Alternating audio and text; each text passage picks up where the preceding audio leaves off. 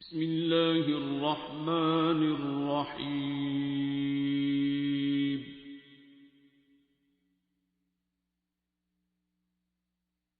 अर्रहमान।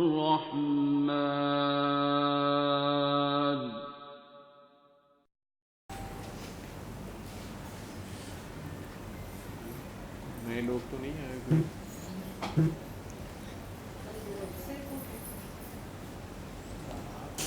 क्या नाम जी? फैसल अहमद। फैसल अहमद। कहाँ से आए हैं? मैं इससे लाहौर से आया हूँ। मेरे साथ एक दोस्त मेरे साथ है उनके साथ मैं मेवाड़ी से आया क्या नाम है बेटा? हूँ। मसूद। आप भी मियाँ वाली से ही हैं? अच्छा जी, फरमाए मसूद।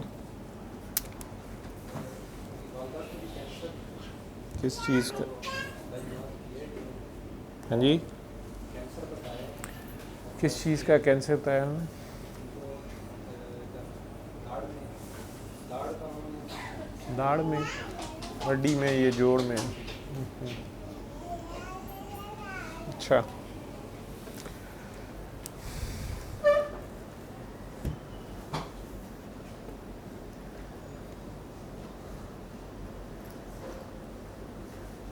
मेरे से फ़ोन पे बात हुई थी आपकी?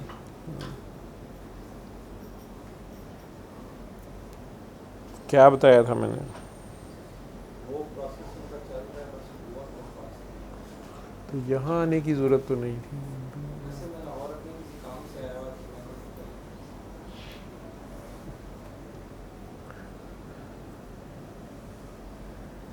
सौ बिस्मिल्लाह, आप आ गए हैं, मैं तो किसी को ना नहीं कर सकता।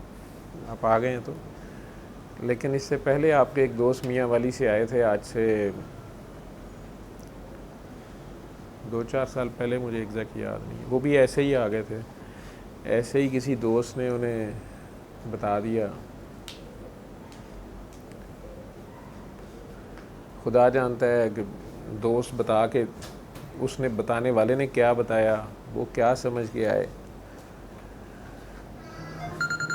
उस दिन रश काफ़ी ज़्यादा था, तो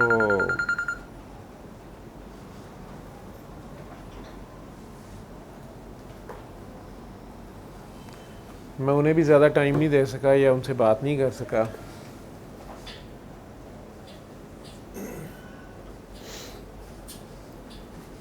ऊपर से उन्होंने यहाँ का माहौल देखा। अभी तो आज काफ़ी तमीज़दाराना है।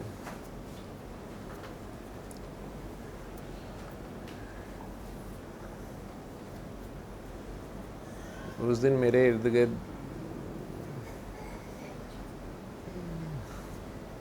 दीवाने मस्ताने कम और नंगे फ़कीर ज़्यादा थे।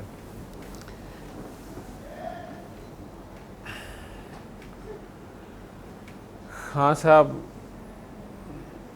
ने मुनासिब समझा कि खामोशी से उठ के चले जाएं।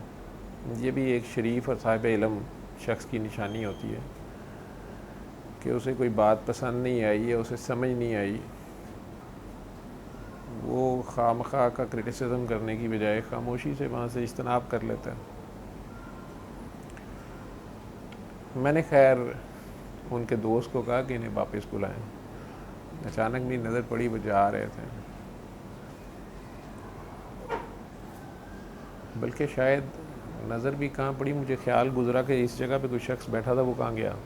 मुझे पता नहीं चला वो कब गए, या खड़े थे या बैठे थे। तो उनके दोस्त को मैंने कहा, मैं कि यार उसको बुलाओ। अव्वल तो लाना नहीं था मेरे से पूछे बगैर, और अगर लाए थे तो उसे मरवाना नहीं था। मैंने कहा जी ये क्या बात हुई। तो मैंने कहा फ़िलहाल उसको फ़ोन करो, उसको कहो वापस आए। उनके दोस्त भी काफ़ी, वो भी आपकी तरह काफ़ी धीमे मिजाज के, खामोश थे जिस तरह ये हैं, रख रखाव वाले। उन्होंने कहा जी रहने दें, वो नहीं आएगा। मैंने कहा नहीं, उसको फ़ोन कर दो, उसको आना पड़ जाएगा, वो आ जाए। तो वो मेरे से नहीं, बहस भी नहीं करना चाहते, उन्होंने फ़ोन कर दिया। न्याजी साहब ने भी मेहरबानी की, वापस आ गए।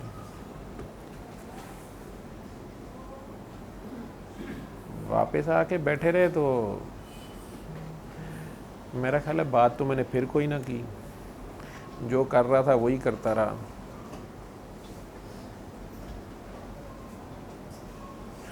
नंगों के हमाम में बहती गंगा से नहाया जा सकता और क्या किया जा सकता। तो जहाँ सब नहा रहे थे हम भी मशगूल रहे।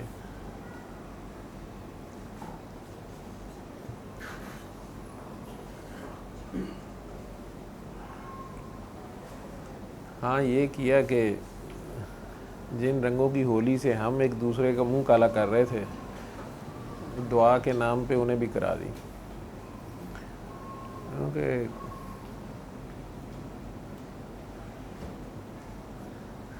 मेरे पास तो आ जाके अल्लाह होता है कि यार 3 बार अल्लाह कर लो, पानी पी लो।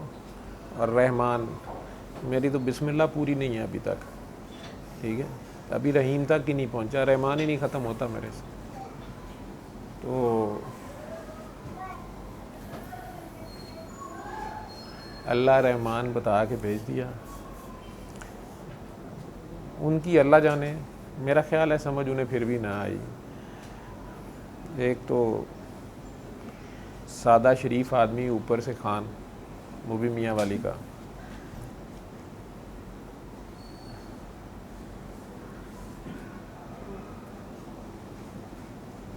अल्लाह जाने उसके दिल की, तो अल्लाह जाने।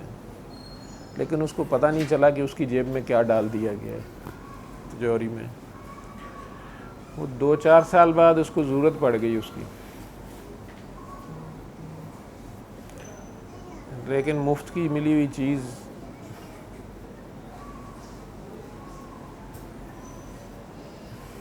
खुदा भी हो तो उसकी कदर नहीं होती। वो अमूमन उस वक़्त याद आता है जब सारे खरे सिक्के नाकाम हो जाते हैं, तो खोटे सिक्के की बारी तब आती है। अजब बात है, मेरी खोपड़ी उल्टी है ना, हम मुझे उल्टी खोपड़ी वाला भी कहते हैं, पागल भी कहते हैं। जैसे अभी मैं आया, पहले भी आता हूँ, मैं मना करता हूँ यार ना खड़े हुआ करें, तो कुछ लोग खड़े हो जाते हैं। अब मुझे समझ नहीं आती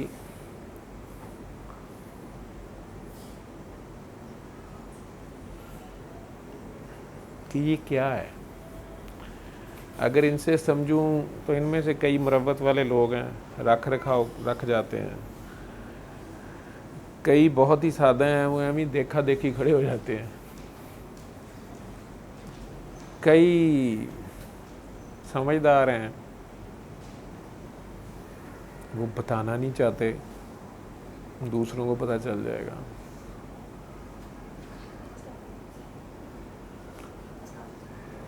अभी रमज़ान में एक मुफ्ती साहब हैं, मीडिया से ताल्लुक़ है उनका। जिस तरह बाबा का एक फ़िक्रा मुझे आज याद आ गया, तो मैंने वो एक पोस्ट लिखी। उन्होंने प्रेस क्लब में बैठ के बोला था कि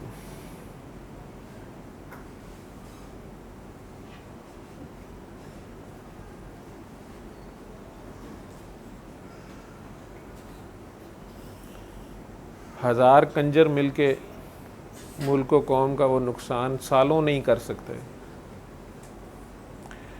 जो ज़र्द सहाफ़ी चंद लम्हों में कर सकता है।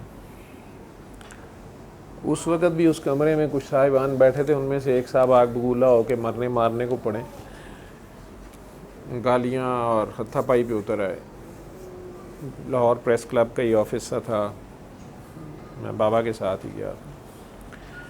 तो मैंने उनसे कहने की कोशिश की कि वो ज़र्द सहाफ़ी की बात कर रहे हैं, आप क्यों इतने ताउले हो रहे हैं। बहरहाल वो मामला रफ़ा दफ़ा हो गया, लेकिन बाबा अपनी बात से बात ना है। उन्होंने ये फ़िक्रा 3 बार दोहराया।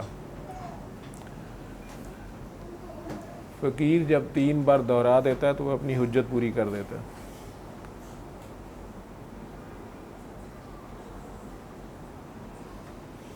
वो फ़िक्रा आज मुझे याद आ गया तो मैंने लिख दिया फेसबुक पे। अब मुझे मीडिया, एक तो आयत थी असल में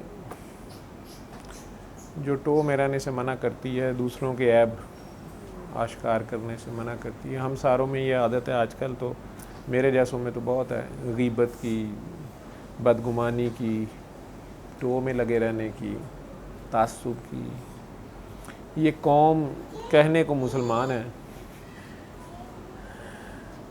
मुसलमान यकजान एक कालब होते हैं। अगर पाँव के अंगूठे में दर्द है तो पूरा जिस्म उछल रहा होता है, सर के बालों में दर्द है तो सारा जिस्म बेचैन होता है, किसी बाल की जड़ में, सिर्फ एक बाल की जड़ में दाना निकल आए तो सारा जिस्म बेचैन होता है, बुखार हो जाता है। लेकिन ये कौम, ये मिल्लत, ये उम्मत ये इतने हिस्सों में बट गई हुई है। मैं बहुत कम टीवी देखता हूँ, टाइम नहीं मिलता, उतना होता नहीं है।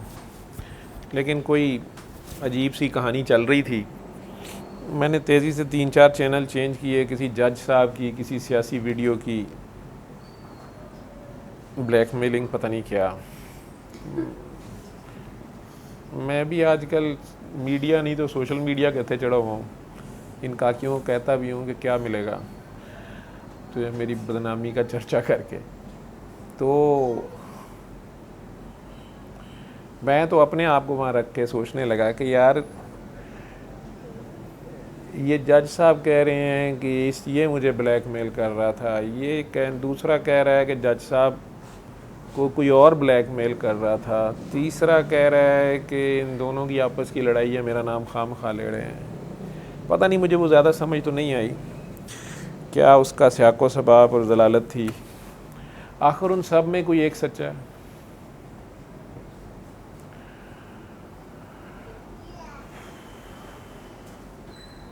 मुफ्ती साहब, मुफ्ता लगाने वाले को नहीं कहा जाता। मुमताज़ मुफ्ती साहब जो मुफ्ती लिखते थे वो भी, उसमें मुफ्त का कोई जिक्र नहीं था, वो एक लक़ब था उनके घराने का। वैसे इस्लाम में मुफ्ती एक बहुत बड़ा दर्जा है, फतवा देने वाला जो बहुत आलम होता है, जिसके पास कुरान, हदीस, फ़िक़्ह हर चीज़ का आलम होता है। एक ख़ास दर्जे के बाद उस तक पहुँचता है, वो ख़ास मेहनत और ख़ास इल्म के बाद। यहाँ हमारे ये सोशल मीडिया भी और दूसरे मीडिया की वजह से भी हालात ये हो गए हैं कि हम हर किस्म का मजहबी, दीनी, जिन्हें ये तक नहीं पता कि मज़हब और दीन में क्या फ़र्क है, वो भी फतवे लगा रहे हैं मेरे जैसे। सियासी, समाजी, मुआशरती, खेल तक तो नहीं बख्शते। ये मैच फिक्स है, इसने जुआ खा लिया, इसने नहीं खा लिया, मेरे जैसे भी लगे होते हैं। क्योंकि हमें ज़ुबान का चस्का है, हमने गप उड़ानी होती है। चाहे दो बहन भाई जा रहे हैं उस सड़क पे, हमने स्टोरी बना लेनी होती है कि ये डेट मार रहे हैं। ज़ेनी अयाशी, जो असल इस्लाम है वो तो पता नहीं कहाँ है। मैं उसी की तरफ आ रहा हूँ कि मुफ्ती की, मैंने उसके साथ ही वाक़या पढ़ा कि मौला अली के दौर में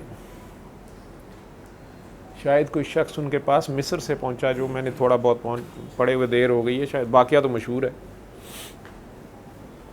उसने शायद कहा कि जी मेरे और बीवी का झगड़ा हो गया है, मेरे मुंह से ऐसे अल्फाज निकले हैं, ऐसे निकले हैं। तो मेरे एक मुफ्ती साहब शायद कह रहे हैं कि तलाक हो गई है। मैं दूसरे मुफ्ती साहब के पास पहुंचा हूँ, कहते नहीं हुई है। या मेरी बीवी ने या उसके घर वालों ने एक मुफ्ती को कंसल्ट किया, मैंने एक को किया। ये नबी करीम सल्लल्लाहु अलैहि वसल्लम के पर्दा फरमाने के 23 से 30 साल के अंदर का दौर है। मिस्र तक हुक्मरानी तो चली गई थी, तो आपने बुला लिया दोनों मुफ्ती भी बुला लिए।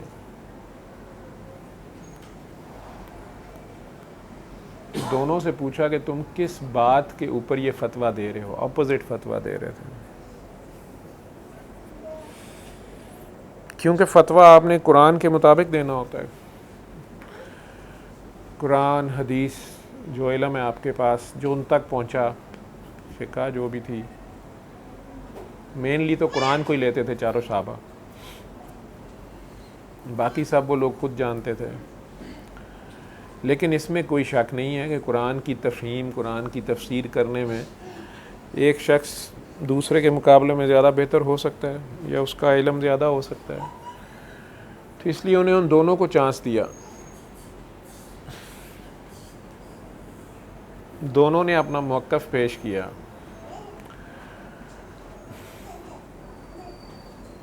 लेकिन उसमें से एक तो मुदल्लल बात कर रहा था कुरान के मुताबिक, दूसरा जो है वो डेलिबरेटली जो बात वाज़े थी उसको तरोड़ मरोड़ रहा था। अदरवाइज़ ये बड़े मशहूर वाक़यात हैं कि सैयदना बकर या सैयदना उमर फ़ारूक रज़ी अल्लाह तआला अन्हु के ज़माने में सैयदना उमर फ़ारूक ने कोई फ़ैसला दे भी दिया बैज़ियत खलीफातुल वक्त के, और मौला अली को पता चला या उन्होंने उन्हें बुलाया है कि यार ये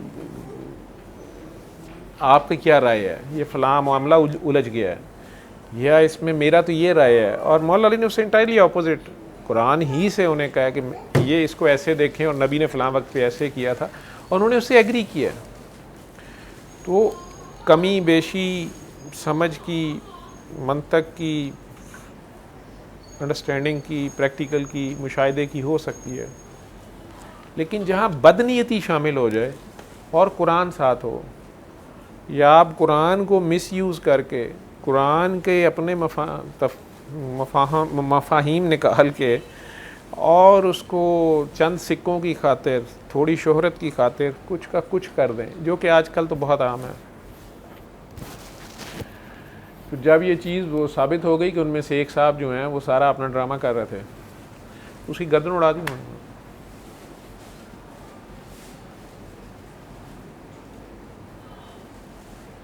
कोई इस्तिस्ना नहीं मिला, कोई अपील, ज़मानत, कुछ दिन तैयारी के, 1 to 1 सुनी गई बात, समझाई गई, मनवाई गई कि वो मैनिपुलेट कर रहा था। ठीक है, इस मामले में नहीं, माफ़ी शाफ़ी नहीं दी गई। कुछ मामलात में माफ़ी होती नहीं है।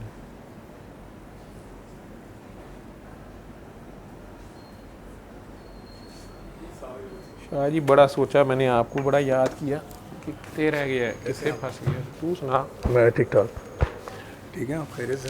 तेरे सामने ही सुना। आ जा, इधर बैठ जा, इधर आ जा, तो इधर आया, इधर। हाँ, तो मौला अली ने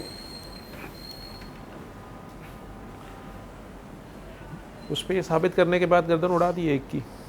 दोनों एक ही मामले में दो मुख्तलिफ फतवे दे रहे थे, और उनका एक ही बात उनसे पूछना था कि एक कुरान के साथ दो फतवे कैसे दे रहे हो तुम।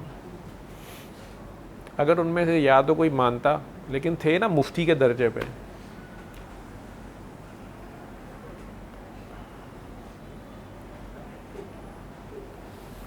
इसी तरह अब तो हर तरह का मुफ्ती मुफ्ता चल जाता है, और हालांकि बहुत मुश्किल काम है। मीडिया, मेरे जहन में यह है कि ये जो टीवी, मीडिया, अखबारात, पहले तो अखबारात होते थे, नावल, बुक्स,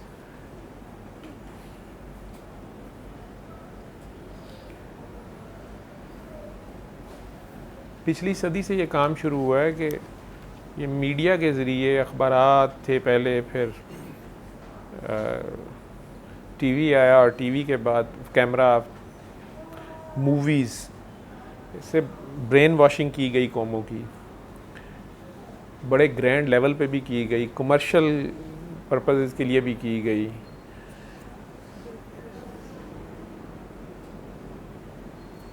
जहादी गरज से भी की गई, किसी को जलील करने के लिए भी की गई, पॉलिटिकल पर्पसेस के लिए की गई, इंटरनेशनली ओपिनियन मोल्ड करने के लिए प्रोपेगेंडा वॉर्स लड़ी जाती हैं अभी भी, अब तो सभी को पता है। उसके बावजूद जो आम जहन है, भेड़ बकरियां, हम में से ज़्यादातर जो जज्बाती तो बहुत हैं, लेकिन भेड़ चाल चल पड़ते हैं भीड़ चाल की तरह। मॉब साइकी कंट्रोल करने के तरीके आ गए, मुख्तलिफ़ कौमों की, मुख्तलिफ़ ग्रोहों की, मुख्तलिफ़ फ़िरक़ों मसलकों की वीक दुखती रगें आइडेंटिफाई की गई। कहाँ से किसको अचानक भड़काया जा सकता है, कहाँ से किसको अचानक नचाया जा सकता है और कहाँ किसको अचानक भड़काया जा सकता है। और ये गलाज़त मिन हैसुल कौम सारी बनी नूह आदम पे फैलती जा रही है। अगर कोई रोकने की कोशिश करता है तो कहते हैं जी आज़ादी राय, इज़हार राय पे कदगन लगा दी गई है।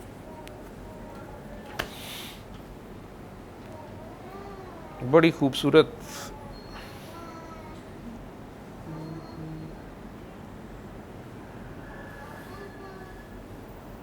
और मीठी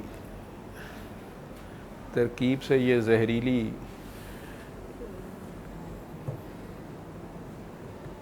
चाल चली गई है। जहाँ मजहबी माइंडेड लोग होते हैं,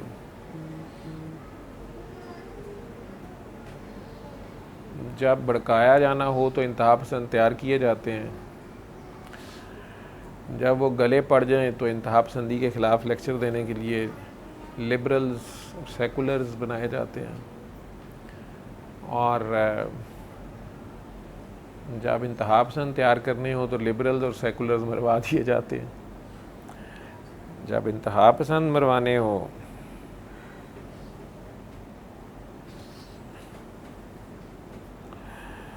तो सख्ती से बाअमल लोग जो होते हैं उन्हें इंतहा पसंद कह के मरवा दिया जाता है, जो वाकई सीधी राह पे होते हैं। और इसमें ज़्यादा रोल इसी मीडिया से लिया जाता है।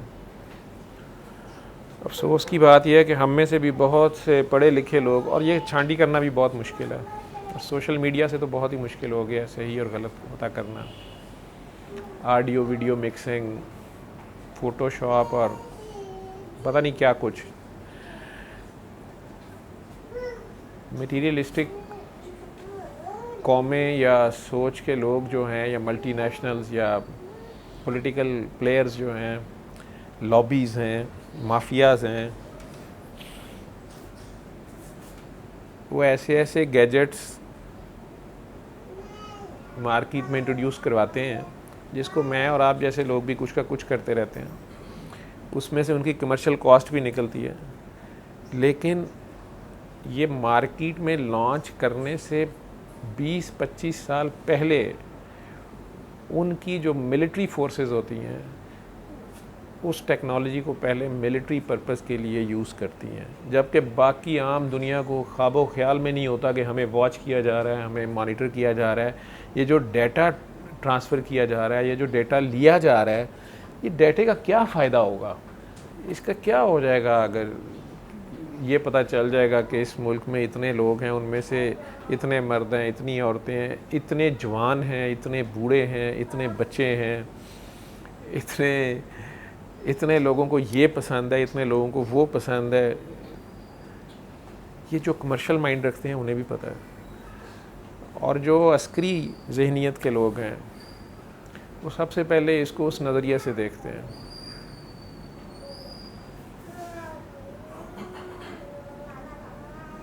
पहले उसकी मिलिट्री इम्प्लिकेशंस देखी जाती हैं और उसको उसी तरह यूज़ किया जाता है। पहले उसे पॉजिटिव यूज़ किया जाता है, फिर उसको नेगेटिव यूज़, उसको ये देखा जाता है कि अगर ये दुश्मन के पास हो तो हमने इसे काउंटर कैसे करना है। पहले एक वायरस छोड़ा जाता है, फिर एंटी वायरस निकाला जाता है, हालांकि वो वायरस छोड़ने से पहले एंटीवायरस बनाया जाता है। अब इसमें किसी कौम को मैंने जितना सोचा है, जितनी कौमों से मैं मुख्तलिफ 1-2 मुल्कों में गया हूँ जहाँ भी मुलाकात हुई है, हज में बहुत सी कौमों से मुलाकात होती है, याद रहा वहाँ मुख्तलिफ कौमों से मुलाकात हुई है, यहाँ पे भी हुई जितने भी कॉन्फ्रेंसेस में, इसमें किसी कौम का कोई कसूर नहीं है। ये बस 2 जहन हैं, एक इंसानियत और एक नफसानियत। तो जो नफसानी क़ुव्वतें हैं उन्हें जो भी नाम दे लें, वो मादा परस्त होते हैं, मादियत परस्त, वो मज़हब का लिबादा भी ओढ़ लेते हैं, लेकिन वो इंसान नहीं, नफसान होते हैं। वो किसी भी मज़हब, कौम, मिलत से हो सकते हैं। किसी मुल्क को गाली देने का कोई फ़ायदा नहीं होता। उस मुल्क की ज़्यादातर आवाम मासूम और इंसान दोस्त होती है, लेकिन अफसोसनाक बात ये होती है कि उन्हें खुद अपना फ़ायदा और नुकसान नहीं पता होता, और उन्हें भी ऐसे ही मैनिपुलेट किया जाता है, और बहुत से वो भी अपनी आँखों कानों को जो देखा सुना उस पर ही चल पड़ते हैं, या उन्हें किसी न किसी मीठी अफ़ीम के चक्कर में डाल दिया गया होता है और वो उस मीठी अफ़ीम के नशे में बैठे होते हैं। आने वाले ख़तरात या चैलेंजेस से बेखबर, और उनकी पॉकेट कैसे खाली कराई जाती है, उनका वक्त कैसे यूज़ कर लिया जाता है, उनकी यूथ कैसे डिस्ट्रैक्ट कर दी जाती है, उनकी औरतें मर्द कैसे बेगैरत कर दिए जाते हैं। वही चीज़ जिस पे कभी आज से 50 साल पहले लोग मरने मारने पे आ जाते थे, आहिस्ता आहिस्ता वो ओपिनियन ऐसे मोल्ड, बल्कि वो फैशन हो जाता है। जो अब वो पुरानी बात करता है उसको दकियानूसी, हार्डलाइनर, कदामत पसंद, और उनके मुकाबले में तरक्की पसंद और कभी कोई रजत पसंद बना दिए जाते हैं। तो आ जाए, आप ही की बात हो रही।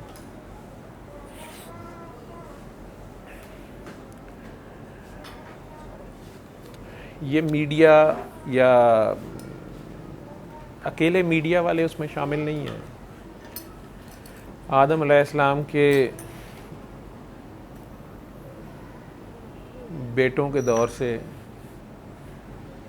ये जन ज़र ज़मीन जायदाद की लड़ाई, मैं की लड़ाई, तू की लड़ाई, ये जारी है मुख्तलिफ़ रंगों मुख्तलिफ़ शक्लों में। लेकिन मैंने कहा ना कि इसमें कुछ लोग होते हैं जो अपनी जगह बड़े क्लियर होते हैं कि उनके अहदाफ के हैं, उनके टारगेट्स के हैं, उनका मकसद ही मादा है। मादा औरत भी है, वो मादियत परस्ती है, उसमें पैसा भी है, उसमें जाहो जलाल भी है, हुक्मरानी भी है, चौधराहट भी है। और दूसरी तरफ इंसान है, तो ये नफसान और इंसान जो मैं कहता होता हूँ, इंसान जो हैं उनमें से मेजॉरिटी जो है वो इस तरह मादा परस्त होती नहीं है। वो जियो और जीनो दे पे होती है, उनके रोज़मर्रा के अपने ज़रूरियात ज़िंदगी होती हैं कि बस ये मेरी पूरी हो जाए, मेरे बीवी बच्चे, मैं और मेरा घर। होते ये भी नफ्स परस्ती हैं, सेल्फिश हैं, लेकिन उनकी अपनी सेल्फ अपने घर और अपने बच्चों तक होती है। फिर उनमें से कुछ में इंसानियत का मादा जूं बढ़ता जाता है तो वो पूरे ख़ानदान के बारे में सोचते हैं। जैसे आजकल एक डिबेट बहुत ज़्यादा है और मुख्तलिफ मुफ्तियान फतवे भी दे रहे हैं कि इस्लाम में कंबाइंड फैमिली सिस्टम है कि नहीं है, और अलहदा रहना है, और इस्लाम में कंबाइंड फैमिली सिस्टम की ऑब्लिगेशन नहीं है या है ही नहीं है। तो वो इंसानियत में थोड़ी ज़्यादा इंसानियत नफ्स परस्ती से आगे कुछ में आती है, तो वो पूरे घर के साथ साथ मोहल्ले का सोचते हैं।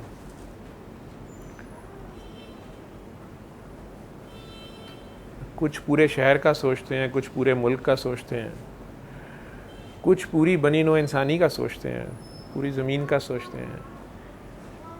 यहाँ पर भी उनको काउंटर करने के लिए दूसरी तरफ से महल्ले की भी पॉलिटिक्स शुरू हो जाती है, मस्जिद और गिरजा की पॉलिटिक्स भी शुरू हो जाती है। मस्जिद के फंड्स किसके होंगे, मौलवी किसके मसलक का होगा, मसलक या फ़िरके किसको रिप्रेजेंट करेगी मस्जिद या फ़िरका या गिरजा या मंदिर, हर जगह इंसान डिवाइडेड है। तो ये सो कॉल्ड मुसलमान, जब मिसाल मैं भी हज़रत अली की दे रहा हूँ कि उन्होंने दोनों को बुला के मुफ्तियान को पूछा कि ये दोनों मियाँ बीवी का मसला है और तुम लोगों ने ये फतवा दिया है, किस बेस पे दिया है? दोनों ने अपनी अपनी बेस बताई, मुफ्ती है ना। एक ही सवाल वो पूछ रहे हैं कि कुरान एक है, फतवे दो कैसे हैं? अभी तो सही बुखारी भी नहीं थी ना उनके दौर में, वो लोग खुद ही थे सारा कुछ। वो जो अव्वलीन थे उनमें से चंद बाकी थे मौला अली के साथ, और मौला अली खुद नातिक कुरान, और उस वक़्त खलीफा वैसे भी। तो जब उनमें से एक शख्स वजाहत नहीं कर सका और उसका ज़ाती मुफाद उसमें नज़र आया है, तो गर्दन उतार दी गई है। ये नाकाबिले माफ़ी जुर्म है, ये कुरान को तोड़ मरोड़ रहा है।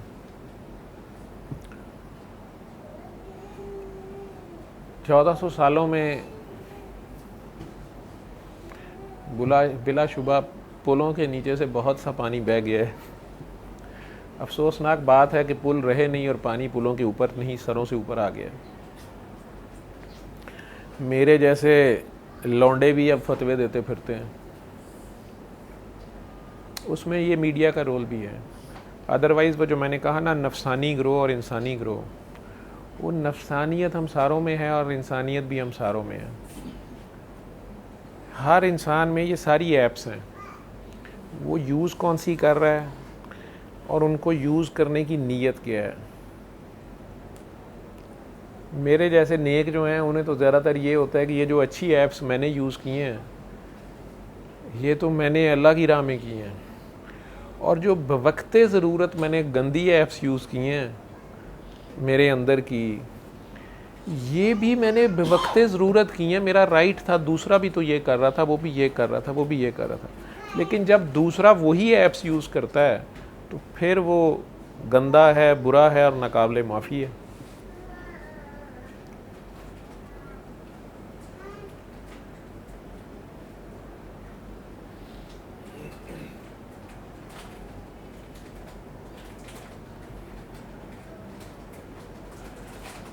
मुझे अल्लाह का ये निज़ाम बड़ा डराता है जिसमें से मैं गुज़रा हूँ।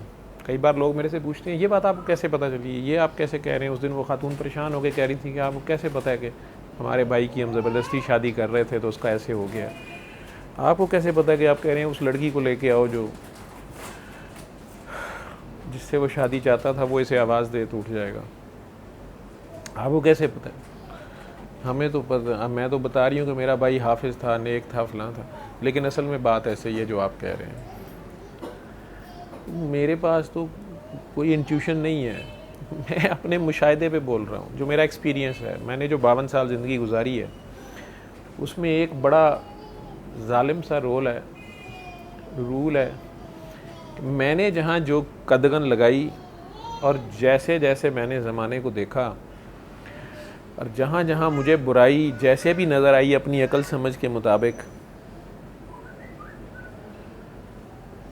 और जहाँ जहाँ मैंने कोई अच्छाई की, खुदा ने मुझे सर्कल पूरा होने पे वैन उस जगह पे, जैसे कहते हैं ना हाफ़ टाइम के बाद इधर की टीम इधर, उधर की टीम उधर, खुदा ने मुझे अपोजिट साइड पे खड़ा कर दिया। कहीं मैं आमिल था और दूसरा मामूल था, और कहीं मैं मामूल था तो दूसरा आमिल था। छोटी सी मिसाल, जो बात आपसे मैं कर रहा हूँ, और ये मैं आया हूँ तो कुछ लोग खड़े हो गए।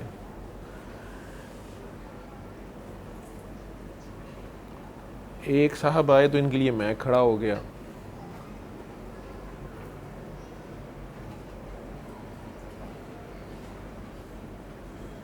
ये आए तो मैं नहीं खड़ा हुआ, हालांकि ये भी मेरी तरह राजपूत भाई है शायद मेरा, या आदम की तरफ से तो हम भाई हैं, उम्र में दोनों छोटे हैं। मुझे ये खड़ा होना भी नहीं समझ आता।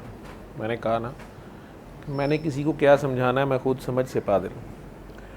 वो मुफ्ती साहब रमज़ान के शुरू में आए और पीछे पड़ के बहुत प्यार किया उन्होंने हमसे कि डॉक्टर साहब आप ये जो भी सबक देते हैं हम चाहते हैं कि इसके ऊपर आप कुरान शिफा है इस पे आप हमारे चैनल पे जियो पे आके एक प्रोग्राम में शामिल हों।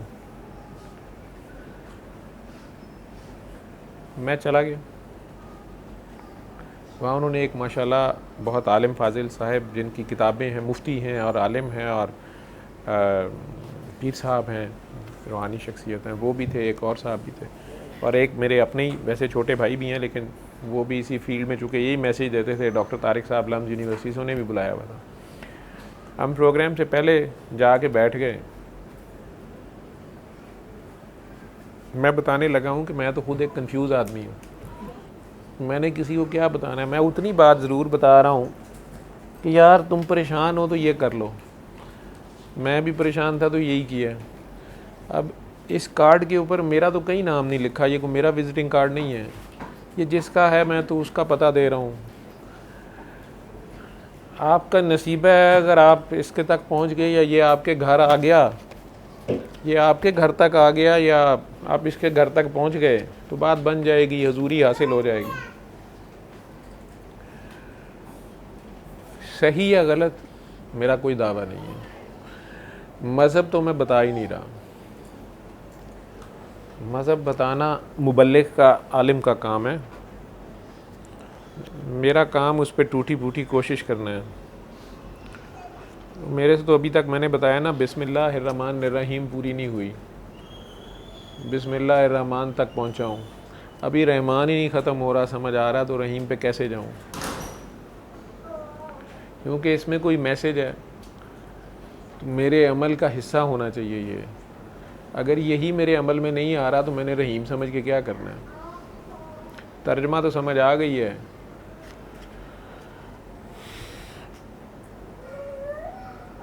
कि अल्लाह के नाम पे जो मेहरबान और रहम करने वाला है। मेरी सुई यहाँ फंसी हुई है कि जो मेहरबान होता है वही तो रहम करता है, और जो रहम करता है वो मेहरबान ही होता है। फिर ये दो लफ्ज़ क्यों हैं? और जहाँ भी इकट्ठे आते हैं रहमान पहले आता है। रहमान में पूरी एक आयत है अल रहमान और बात ख़त्म कर देता है। फिर एक पूरी सूरत है अल रहमान पे।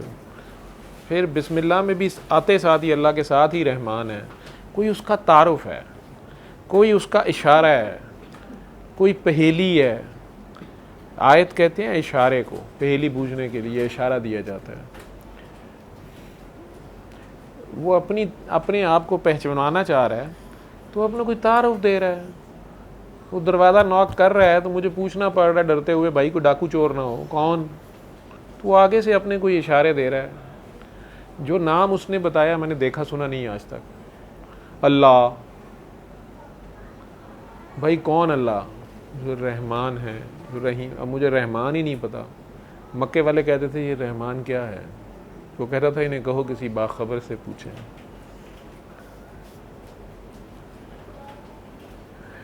खबर, सहाफ़ी, मीडिया,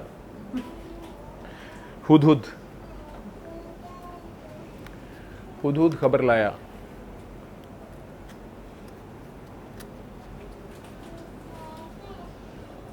खैर की खबर लाए, लेकिन चुगली ना हो, गीबत ना हो। खैर इन्हें कहो किसी बाखबर से पूछो, पता नहीं। और ये रहमान के बंदे हो, रहमान का नहीं पता चल रहा, रहमान के बंदे आगे बात उलझती जा रही है। तो मैं तो भी भाई रहमान ही नहीं मेरे से ख़त्म हो रहा। और बांट बांट के मैं थक जाता हूँ, ख़त्म ही नहीं होता।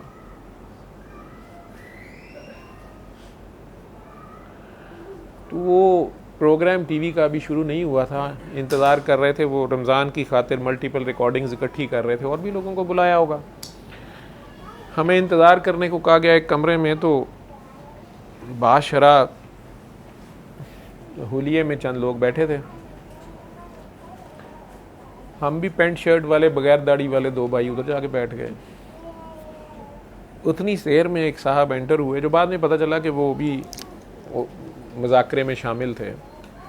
उन्हें भी उस कमरे में भेज दिया गया, उनके साथ उनके 6-7 चाहने वाले भी, और सारे माशाल्लाह दस्तार, साहब दस्तार और साहब गुफ्तार और किरदार नज़र आ रहे थे और बाशरा थे, प्रॉपर शरई हुलिये में थे। तो वो आपस में दोनों बातचीत करना शुरू हो गए, तारुफ लेना शुरू हो गए।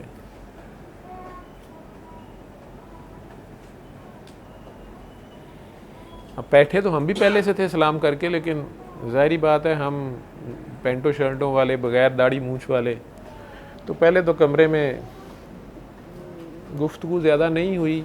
हमने सलाम किया, बैठ गए, उन्होंने वालेकुम सलाम कर दिया था। लेकिन अब वो सब लोग आपस में थे, बात कर रहे थे, तो तब उन्होंने मुनासिब समझा, कुछ मेरे से पूछा, एकदम ही कोई बात उन्होंने की। वो आपस में कोई अल्लाह रसूल की बात कर रहे थे। अब मैं तो आलिम नहीं हूँ, हमने तो अपने घर में बड़ों से, पेंडू लोग गाँव के, तो वो जिस तरह सुना अल्लाह मियाँ अल्लाह, तो इसी तरह मैं अपनी बात करते हुए कर जाता हूँ, अल्लाह बेचारे को कौन मानता है। बात पता नहीं क्या हुई कि बाहर रश था, सड़क पे जैम था, मुझे बात का स्टार्ट भूल गया।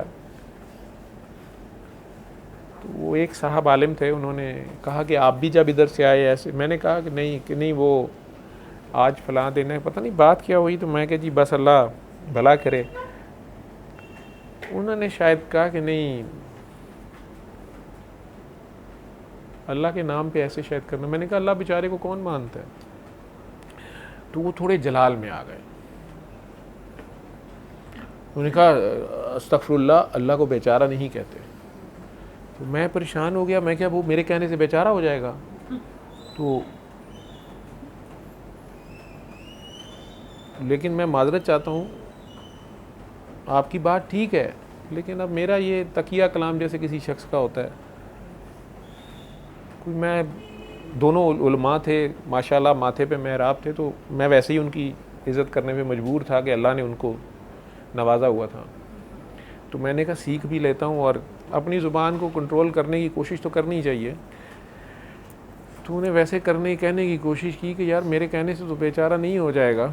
तो वो दोबारा कहने लगे कि नहीं, अल्लाह के मामले में बहुत ध्यान करें, गुस्ताखी का एहतमाल है, आप अल्लाह की शान में गुस्ताखी कर रहे हैं। तो मैंने दोबारा उन साहब से पूछा कि देखें इज्जत देने वाला कौन है?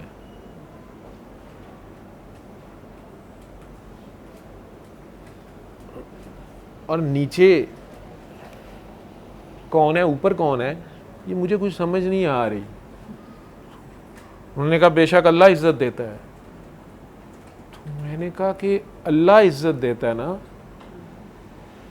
तो अल्लाह जो इज्जत, खुद इज्जत वाला है, जिसके पास इज्जत है, उसकी बेइज्जती कैसे हो सकती है? कोई उसको बेइज्जत कर ही कैसे सकता है? उन्होंने कहा आप लफ्ज़ों के जाल में फंसा रहे हैं या कुछ, आप लफ्ज़ों में उलझ रहे हैं। मैंने कहा मैं लफ्ज़ों में नहीं उलझ रहा, मैं माने में उलझ रहा हूँ, और मेरा खुदा गवाह है कि मैं समझना चाहता हूँ। अभी आप मुझे एक बात बताएं, जब हम आके कमरे में बैठे हैं, आपसे अस्सलाम वालेकुम हुआ, हमने आपसे कहा कि आप पे सलामती हो, मतलब हमारे आने से आप पे कोई फसाद ना आए, हमारे आने से आप पे कोई सलामती आए, हमारे शर से आप बचें और हमारे से आपको सलामती ही मिले। लेकिन ये साहिबान आए, माशाल्लाह इनका हुलिया ही और उनकी ज़ाहिरी वज़ाकत ऐसी है, चेहरा बारोब है और वैसे ही सफ़ेद दाढ़ी है, सफ़ेद बाल है, माथे पे मेहराब है, दस्तार है। तो आप भी खड़े हुए हैं, मैं भी खड़ा हुआ हूँ। हम क्यों खड़े हुए हैं? कहते हैं हमने इन्हें इज्जत दी। मैंने कहा अस्तगफिरुल्लाह, इज्जत तो अल्लाह देता है।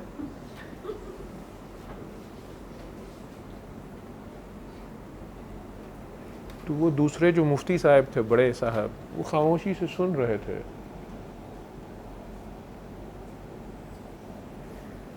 उन्होंने कहा कि वो मेरा ख्याल है प्रोग्राम का वक्त हो रहा है, हमारे प्रोग्राम का वक्त हो रहा है। उन्हें नहीं पता था कि हम उसी प्रोग्राम में हैं। वो शायद हमारे प्रोग्राम का वक्त हो रहा है, तो ये किसी अच्छे वक्त के लिए बहस उठा रखते, कुछ तरह की बात उन्होंने की। तो वो दूसरे जो अच्छे आलम थे, प्यारे थे, जो मेरे से बात कर रहे थे, वो मेरी तस्हीह कर रहे थे। मैंने उन्हें कहा कि देखें ना, अब मुझे बताएं कि इन्हें इज़्ज़त हमने दी है, तो क्या इनके पास इज़्ज़त नहीं थी? तो हमने दी है, और अगर हमारे पास इज़्ज़त पहले से मौजूद थी तो तभी हमने दी है। गंगू तेली के खड़े होने और ना होने से वजीर आज़म या सदर को क्या फ़र्क पड़ेगा? लेकिन अगर वो गरीब नहीं खड़ा होता तो मार दिया जाता है कि गुस्ताख है, बल्कि बैठ ही जाए उनकी मौजूदगी में तो भी मार दिया जाता है। तो वो साहब भी थोड़ी देर प्यार से सोचना शुरू। मैं क्या, प्यार से मुझे समझाएं, मेरी बात को प्यार से समझें। इज्जत देने वाला अल्लाह है, तो मैं तो हूं ही गुस्ताख, मेरे पास तो इज्जत नहीं है, मुझे तो उसने देनी है।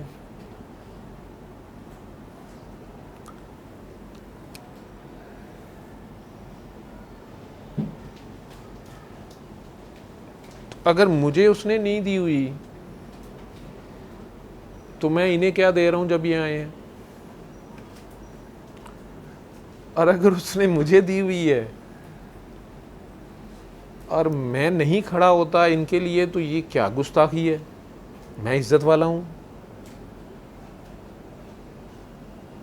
अगर डॉक्टर साहब बड़ों के लिए खड़ा होना चाहिए, मैं कह जी वो ये बड़े हैं या अल्लाह बड़ा है? कहा आप तो बात को पकड़ रहे हैं। मैंने कहा जी अल्लाह मियाँ का शुक्र है वो बातें नहीं पकड़ता, नहीं तो हम सारे मारा जाते। गालिब ने या किसने एम ही नहीं कहा कि बात करने को तरसती है सुबह मेरी, कि तेरी महफिल में बात करने को तो पता नहीं किस तरह का किसी का शेर है, किसी इकबाल का है शायद, पता नहीं किसका है, किसी तो बात करने को तरसती है। थोड़ी देर बाद प्रोग्राम शुरू हुआ तो वो दोनों बुजुर्गान जो थे वो परेशान, हम दोनों क्लीन शेव डॉक्टर साहबान को देख के कि यार इन्होंने हमारे साथ बात करनी, इन्होंने बैठना है। लेकिन उन्होंने बड़े बड़े ज़र्फ़ वाले लोग थे, वो उन्होंने हमारे साथ बैठना गवारा किया। मुफ्ती साहब ने शो लगा लिया। मीडिया की ज़िम्मेदारी है कि लोगों को बेनकाब करे।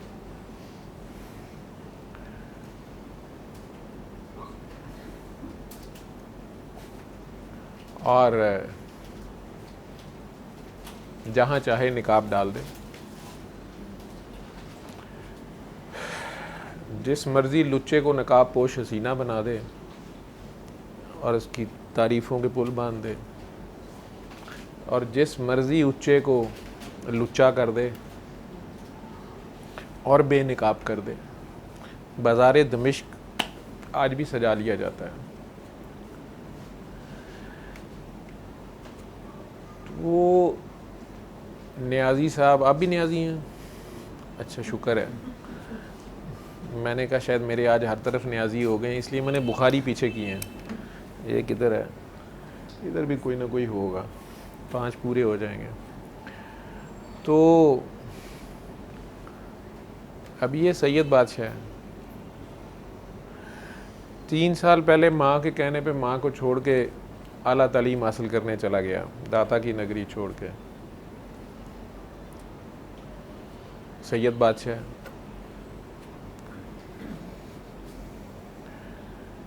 इसकी बिपता तो फिर इससे सुनेंगे। आज वापस आया, वहाँ से भी राब्ते में रहा है। लोग चाहते थे देखना सैयद कैसा होता है, तो ये मुल्कों किसी ने कहा ना, मुल्कों फिरोगे मिलने के नहीं नायाब हैं हम, तो ये खुद फिर के लोगों को मिलता रहा है। कोई कहे ना कि हमने सैयद देखा नहीं है, ज़ात का नहीं किरदार का सैयद है। तो इसके लिए भी खड़ा हो गया मैं। अब ये सैयद, मैं उम्मती, और जानता हूँ कि किरदार भी इसका मेरे से बेहतर है, तकवा मेरे से बेहतर है।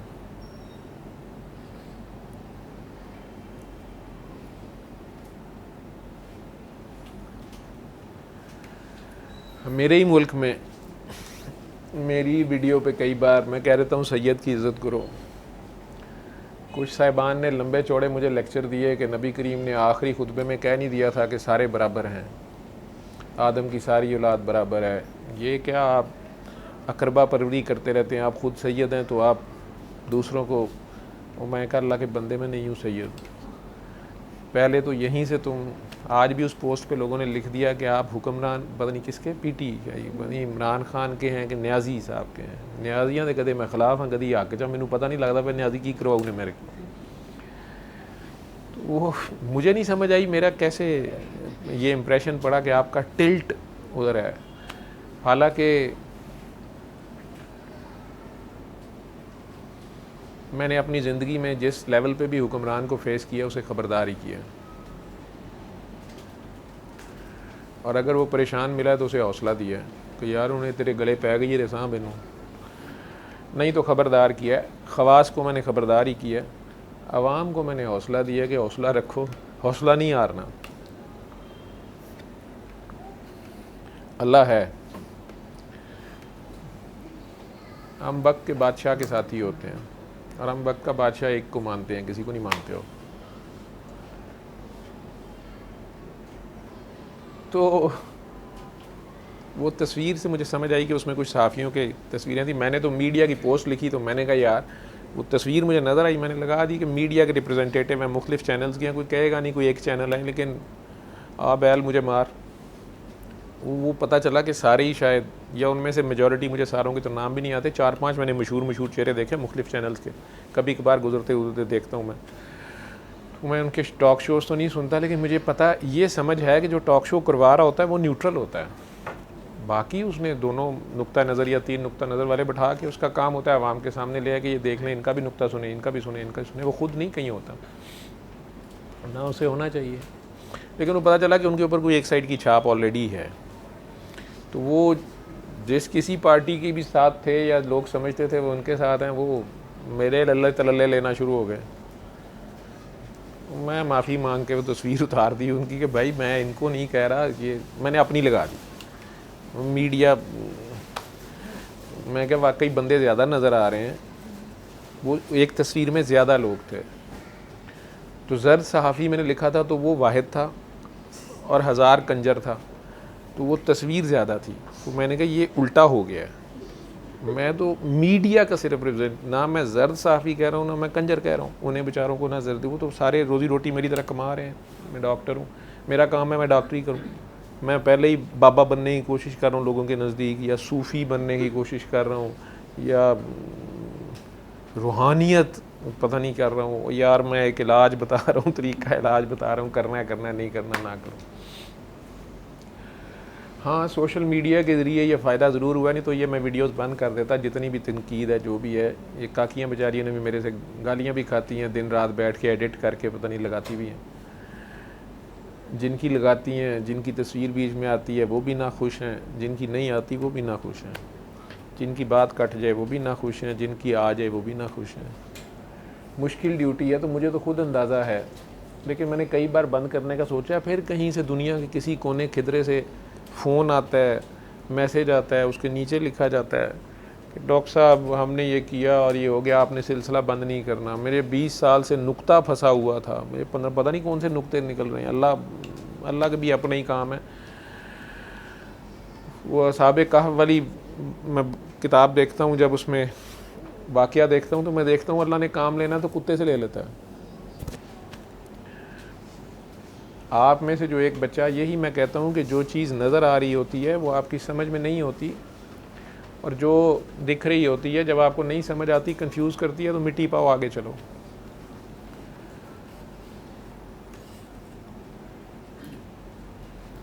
ये जो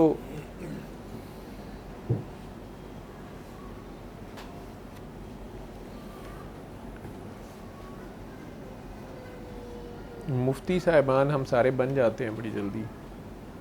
उन मुफ्ती साहब ने भी प्रोग्राम करा दिया हमारा, कुरान शिफा है शिफा मिन जानिब अल्लाह, बड़ा अच्छा प्रोग्राम किया उन्होंने। शुक्र है कोई ना मनाजरा हुआ ना इख्तलाफ राय हुआ, बात जितनी थी वो गई, उन्होंने बड़ा अच्छा प्रोग्राम कर दिया। उनके अपने कुछ सवाल थे जो उनको, चूँकि वो ख़ुद रूहानियत के लोग थे, मुफ्ती भी थे और पीरान भी थे और मशाइख भी थे वो, तो उन्हें मेरी ये बात किसी वीडियो से समझ नहीं आ रही थी कि ये कही जा रहा है कि मुफ्त कर लो, सारे ही कर लो, जो सुन ले वो आगे बता दे। तो वो उन्होंने मेरे से शुरू में नुक्ता क्लियर किया कि इसकी इजाज़त की ज़रूरत होती है, फिर इसका हदिया होता है।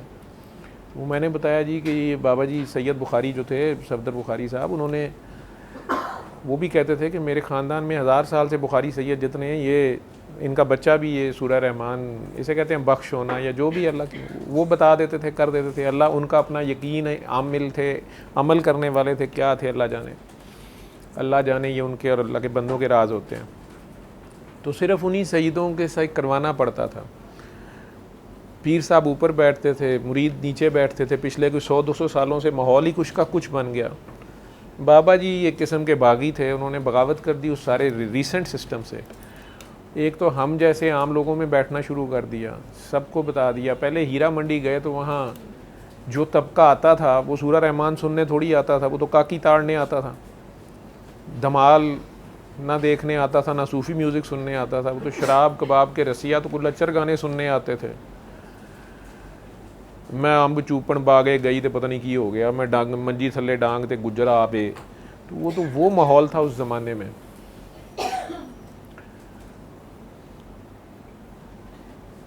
और सरेआम हो रहा था,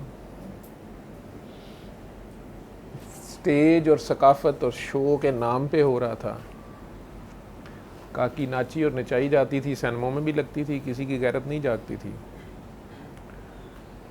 अब वहाँ पर कुछ काकियाँ तो पैदा ही वहाँ हुई, कंजरों की काकियाँ। उन्होंने ख़ुद भी यही किया, आगे उन बच्चियों को भी उसी पे लगा दिया, जो हमारा एक कॉन्सेप्ट होता है कि ये अपनी खुशी से ये सब कर रही हैं। इसी तरह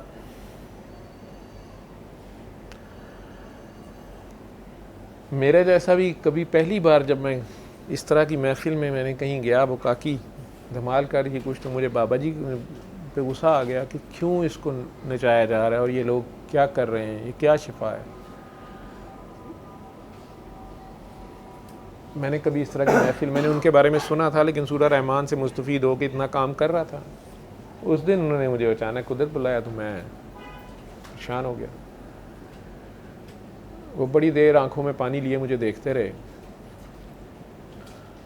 किसी वीडियो में मैंने कोई उनकी बात किसी सहाफ़ी की कोट की है, तो वो कोई खातून नीचे लिखी जा रही है कि ये आप कह रहे हैं कि सहाफ़ी ने कहा कि मैं कैसे मान जाऊं, वो काकी ने जब धमाल डाली वो गिरी तो बाबे ने उसे उठाया तो उसका सीना बाबे के सीने के साथ लगा हुआ था, तो मैं कैसे मान जाऊं। तो वो खातून नीचे लिख रही हैं कि डॉक्टर साहब ये बात मेरी बहन भी शिफा याब हुई है सूरह रहमान सुन के, आपकी बात से मैं भी हुई हूँ, लेकिन आज ये वीडियो सुन के, ये बात सुन के बाबा जी मेरी हलक से नहीं उतरी, इसको वाज़े करें।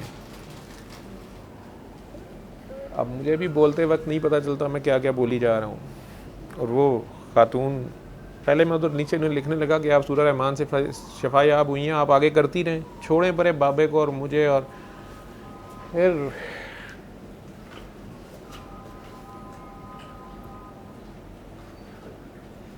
क्या समझाता मैं किसी को। मैंने इससे पहले भी एक वाक़या नरेट किया था कि एक थानेदार ने, पुलिस ऑफिसर ने, बल्कि थानेदार नहीं था, डीएसपी एसपी टाइप था, बाबा जी को लोअर माल थाने में मैं उनके साथ था, ललकारा किसी तरह, बस कोई भी वो वाक़या जैसा भी, गोली मारे। फिल्मों में तो आपने ये देखा होगा, मैंने अपनी आंखों से भी होते देखा था। तो कुछ बच्चियां अगर छोटी उम्र में अगवा हो जाती हैं 3-4 साल की, और आपके मुल्क में क्या नहीं होती हैं, ये कहाँ से इन बाज़ार हुस्न में बच्चियां आती हैं, कौन बेचता है, कौन ख़रीदता है, हैदराबाद से अगवा होने वाली लाहौर के हीरा मंडी तक कैसे पहुंचती है, ये आपकी हुकूमतों को सब पता है, आपके महकमों को भी सब पता है। उसके बावजूद ये कारोबार चल रहा है और पनप रहा है। उनमें से वो बच्ची अगर भूल भी गई है 3-4 साल की और उसको इस काम पे लगा दिया गया है, लेकिन अगर वो कहीं अकेली अपने दिल ही दिल में खुदा से पूछती है कि ये क्या ज़िंदगी है और मैं किधर हूँ और ये क्या है, क्योंकि उसको बेगरज प्यार नहीं मिल रहा, उसके इर्द गिर्द उसके असल माँ बाप नहीं है, उसके असल बहन भाई नहीं है, उसके इर्द गिर्द गिद्ध हैं जो उसके जिस्म को नोचने और बेचने के लिए इंतज़ार कर रहे हैं कि वो बड़ी हो, उसके जिस्म के फ़नी महासन, उसके गले की आवाज़, उसके नाचने गाने की। अब ये सारी बातों की वकालत भी मैं नहीं कर सकता, ना करने की मुझे ज़रूरत है, ना मेरे पास इतना टाइम है। उसको निकालने कौन जाएगा? उसको निकाल भी कोई लाएगा तो उसे कौन उसको कबूल करेगा? अब उससे शादी कौन करेगा? कौन कहेगा कि हाँ ये हमारी बच्ची ये है, जिसकी पहले वीडियो चलती रही है, जिसका भाव ये था लाहौर के हीरा मंडी में फलानी जगह पे।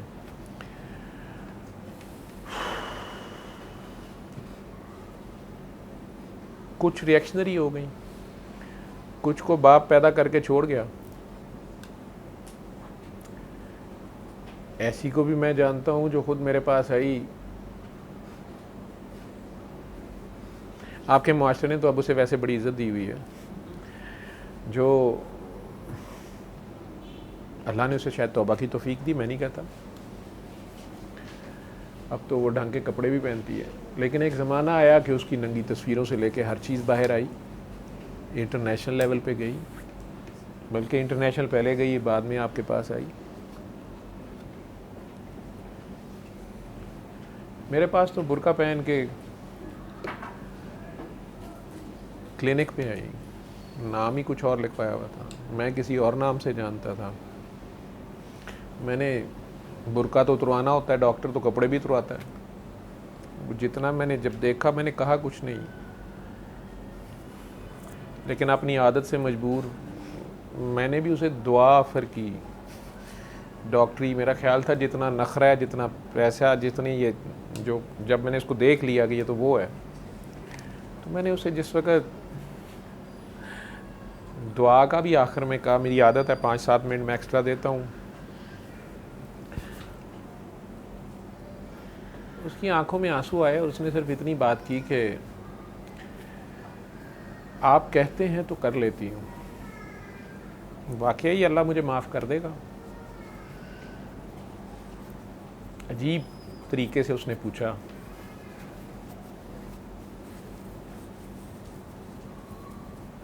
मैंने पता नहीं किस बदमाशी से कह दिया, उसने कर भी दिया है। जो ही मैंने उसकी आंख से वो आंसू टपकते देखा, मैंने कहा उसने तो कर भी दिया है। बाबा बन गया मैं फ़ौरन। मैंने कहा तेरा मेरे तक पहुंच जाना, सूरा रहमान का मैसेज लेना, तू तो आई है किसी और बहाने दुआई के। ये इस चीज़ का कमाज है कि तू कहीं घर में शर्मिंदा हुई है, या तू सोचती है कि मैंने इसमें से कैसे निकलूँ या नहीं निकल सकती। तो उसने तुझे एक रास्ता देखो, तू जिधर शर्मिंदा हुई है, जिधर तेरी आंख भर आई है, तौबा तो हो गई है। सरकार का नाम वो जिस तरह लेती थी, मैं लरस जाता था।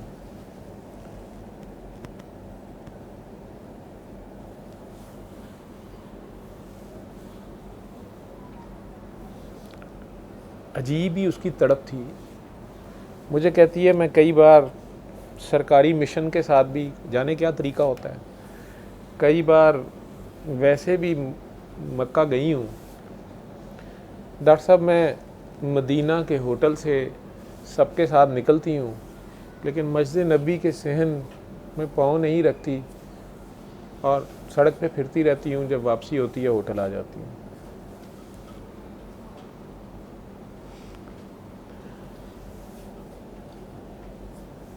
मैं सरकार के पास नहीं जा सकती, बल्कि जो उसके लफ्ज़ हैं मैं नहीं बोल सकता, मेरे लिए मुश्किल है बोलना है। मुझे समझ नहीं आई कि ये मुझे दुआ कराने आई है या मैं इसको करानी है दुआ। मैं गुंग उसकी शक्ल देखता रहा। वो जो 28 साल पहले मैंने अपनी डॉक्टरी में एक गायनी की वार्ड में हरकत की थी, आज भी मुझे याद है, 91 में।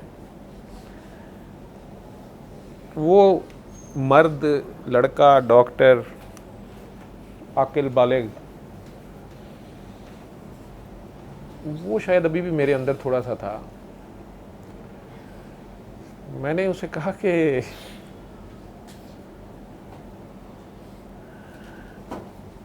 तुम्हें इतना है तो तुमने ये रास्ता क्यों अपनाया?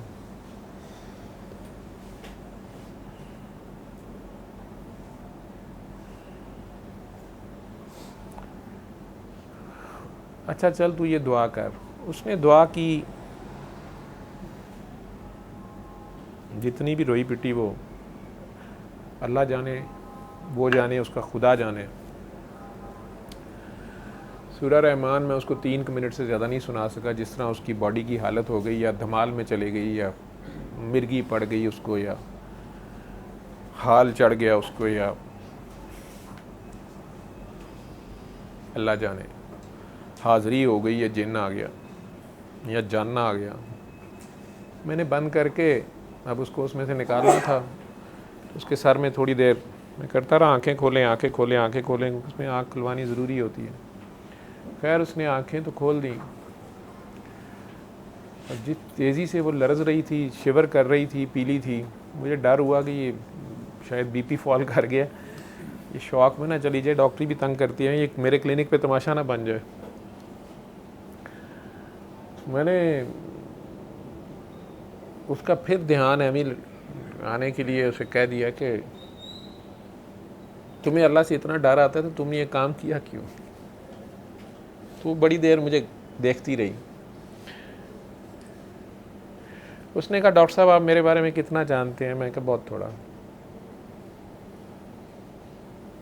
उसने कहा इस मीडिया से पूछे मेरी कितनी बहनें और भाई हैं।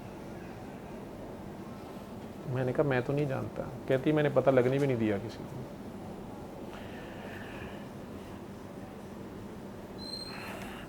डॉक्टर साहब जब मैं अचानक यतीम हुई थी ना, और मेरे ताया ने सारी चीज़ों पे कब्ज़ा कर लिया था, और हम 5 बहनें और 1 भाई थे, और भाई सबसे छोटा था, और माँ मेरी जवान थी। तो जिस तरह गिद्ध बार बार आते थे घर में,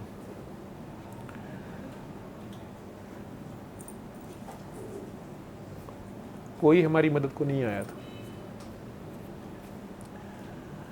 मेरी माँ ने घरों में काम करना शुरू किया तो एक दिन कमीज़ फड़वा के आके रोती रही।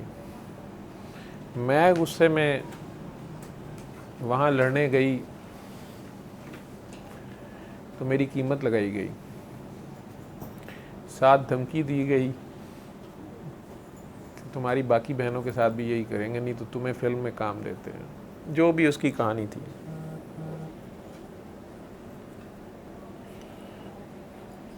मैंने कहा डॉक्टर साहब मेरी माँ ने शहर बदला, हम दूसरे शहर आए, गिद्धों ने यहाँ भी नहीं छोड़ा। मेरी उम्र बड़ी थोड़ी थी। मैंने सोचा कि हम पांचों, जितनी मेरी अकल समझ थी, हम पांचों बजाय इसके कि इनके हत्थे चढ़ें, डॉक्टर साहब मैंने इस रास्ते पे पाँव रख दिया। उसी शहर जाके मेरी सारी बहनें इस मुल्क से बाहर ब्याही हैं मैंने, ना मैं उनके रिश्तेदारों से मिलती हूँ ना वो मुझे मिलते हैं।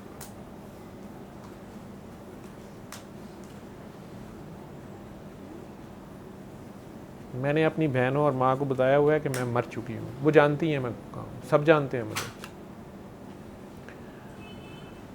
और वो सीधी एक बात कर रही थी, उसने कहा डॉक्टर साहब मैं ये आपको एक्सक्यूज़ नहीं दे रही। मेरी माँ ने जितने दरवाजे खटखटाने थे खटखटाए थे।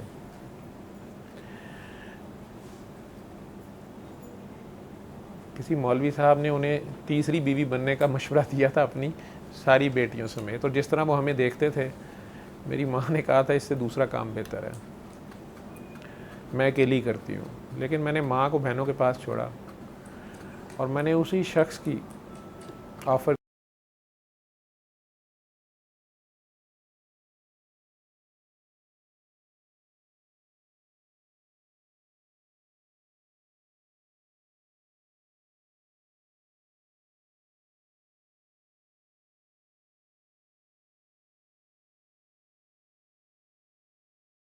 ना एक्सक्यूज़ है ना किसी की वकालत है। इससे ज़्यादा भयानक जो चेहरा है हमारा, मैं पोर्नोग्राफी जो है ना करता भी हूँ, करवाता भी हूँ। नंग देखने दिखाने दोनों का शौक़ है मुझे। जो खुद नंगा हो जाए उसे किसी के नंगे होने की कोई परवाह नहीं होती। मैंने एक वीडियो लगाई थी बड़े शौक़ से, शब बारात की रात मैं घर जा रहा था, तो रात के 3 बजे मॉडल टाउन में मस्जिद के बाहर ही गटर था और उसमें इंसान घुसे हुए थे। मैंने रुक के पूछा कि शायद कोई बच्चा गिर, कोई हादसा हो गया रात के इस वक्त। पता चला नहीं, गटर बंद है, खोल रहे हैं।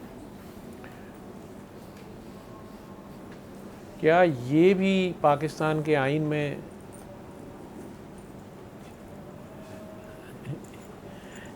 या मज़हब में लिखा हुआ है कि सिर्फ शाहद मसीह, तारा मसीह, सादक मसीह ही गटर खोलेंगे? डॉक्टर जवेद नहीं खोल सकता, असलम या जाहिद या मोहम्मद हाजी अब्दुल्ला नहीं खोल सकता। गटर हमारे हैं। लेकिन ये फ़िलासफ़ी में बात करनी, नावल में बात करनी, शेर व शायरी में बात करनी, अपने अफसानचे में बात करनी तो बड़ी खूबसूरत है। लेकिन उन लोगों को सच्ची मुच्ची गले लगाना, उस गटर में उतरने को मैं अभी भी तैयार नहीं हूँ, और ना उनको गटर से निकालने के लिए। दूसरी कौमों ने ऐसे निज़ाम बना लिए हैं कि ये लोग बीमार ना हों या अंदर ना उतरें।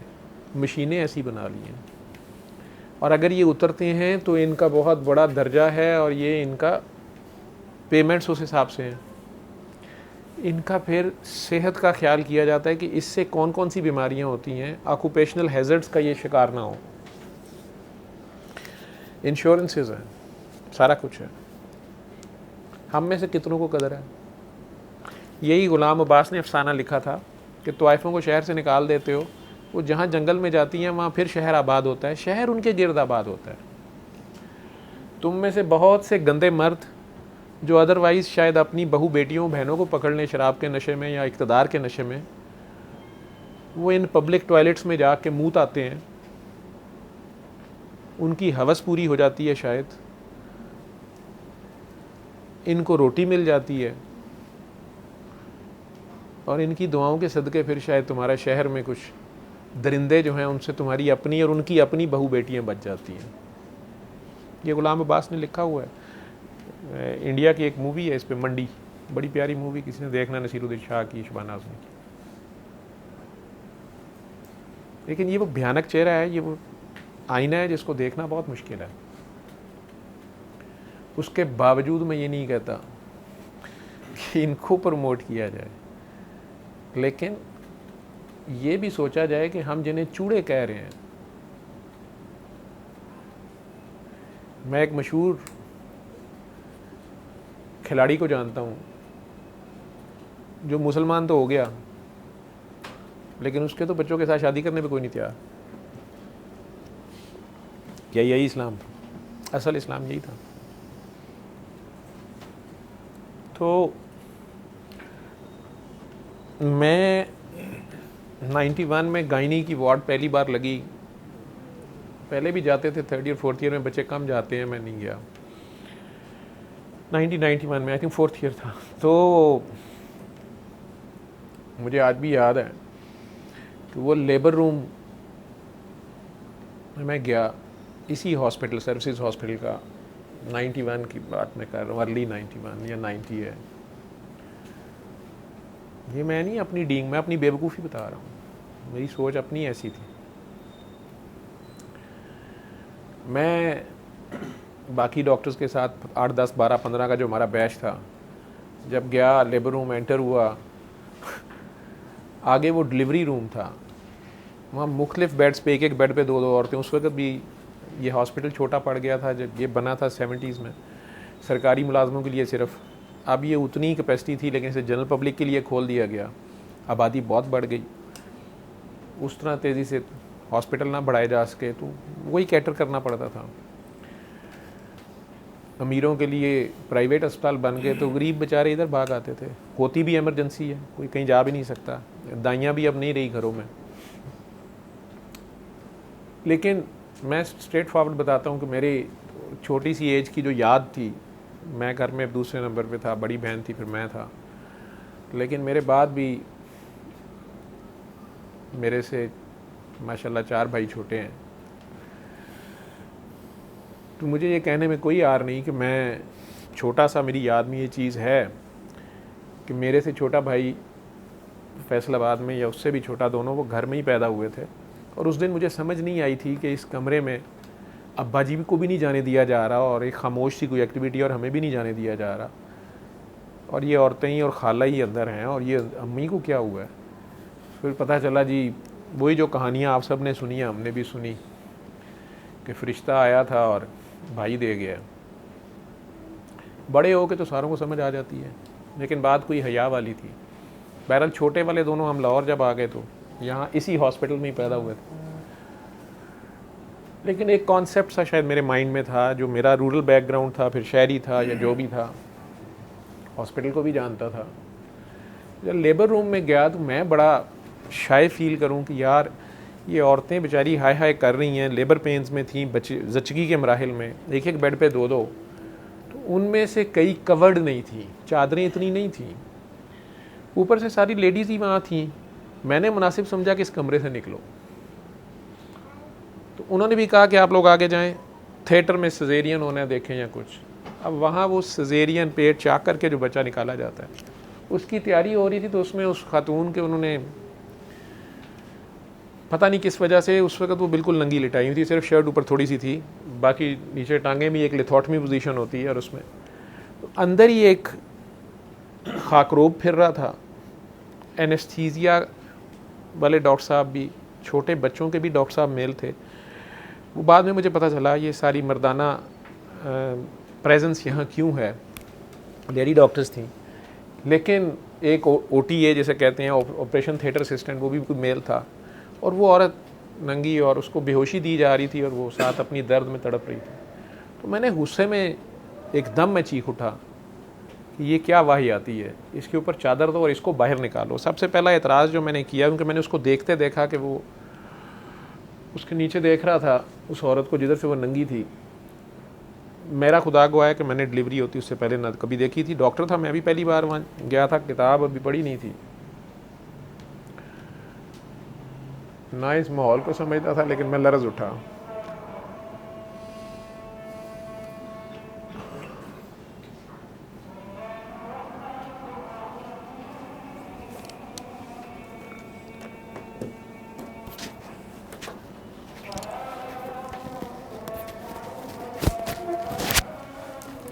वो तो एक अजीब बेवकूफ़ाना सा वाक़या है मेरा कि मैं स्टूडेंट था, ज़ाहिर बात है, medical student, junior 3rd year 4th year था आई थिंक।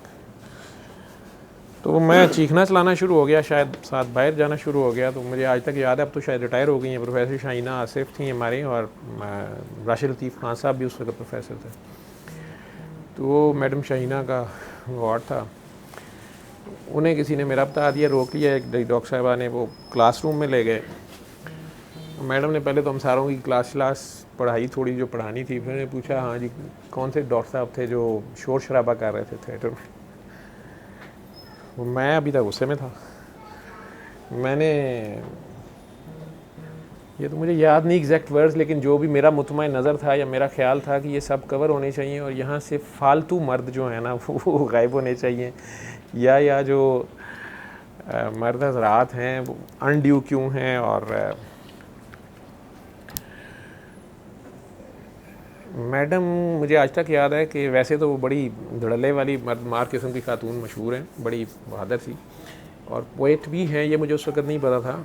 लेकिन मुझे नहीं पता मेरी किस बात से उनकी आंखों में पानी सा भी आ गया, और उन्होंने मुझे एक छोटी सी बुक निकाल के दी, उनकी इंग्लिश पोएम्स की बुक थी। मुझे कहती हैं कि उसके ऊपर लिख के उन्होंने मुझे दिया कि तू किधर इधर आ गया इस फील्ड में। मैं चुप। बहरहाल उन्होंने मुझे समझाने की कोशिश की कि ये डॉक्टरी है, इसमें ऐसे करना है, ये लेबर रूम है, इसमें ऐसे होता है, और वसाइल इतने नहीं हैं, फिर लड़कियों की नर्सिस की गलती है, आया की गलती है, चादर नहीं डाली ये नहीं। मैंने कहा जी वो लड़की तो दर्द से बेहोश, उसका तो बुरा हाल है उस औरत का, उसको तो इस वक्त कोई होश पता नहीं है, चादर पर्दा ये वो फलां। हम सारे तो इर्द गिर्द हैं। वो कहें कि आप सारी बातें ठीक कर रहे हो, लेकिन आप जब प्रैक्टिकल में आओगे तुम्हें पता चलेगा रियलिटीज़ क्या हैं, वसाइल की कमी है, ये वो सारी बातें उन्होंने मुझे समझाई। दूसरा ये भी कहा कि देखो डॉक्टर्स ये मर्द औरत नहीं होते, ये कमरा जो है इसमें मर्द औरत नहीं है, ये सारे उसकी पेन ही ईज़ करने के लिए हैं। ये जो डॉक्टर साहब हैं ये बच्चा वार्ड के डॉक्टर हैं, इन्होंने बेबी को रिसीव करना है, अगर बेबी को खुदा न खास्ता फौरी कोई मसला हुआ इन्होंने से रिससिटेट करना है। ये एनेस्थीसिया के डॉक्टर साहब हैं, बेहोशी की अब इतनी लेडी डॉक्टरें नहीं हैं।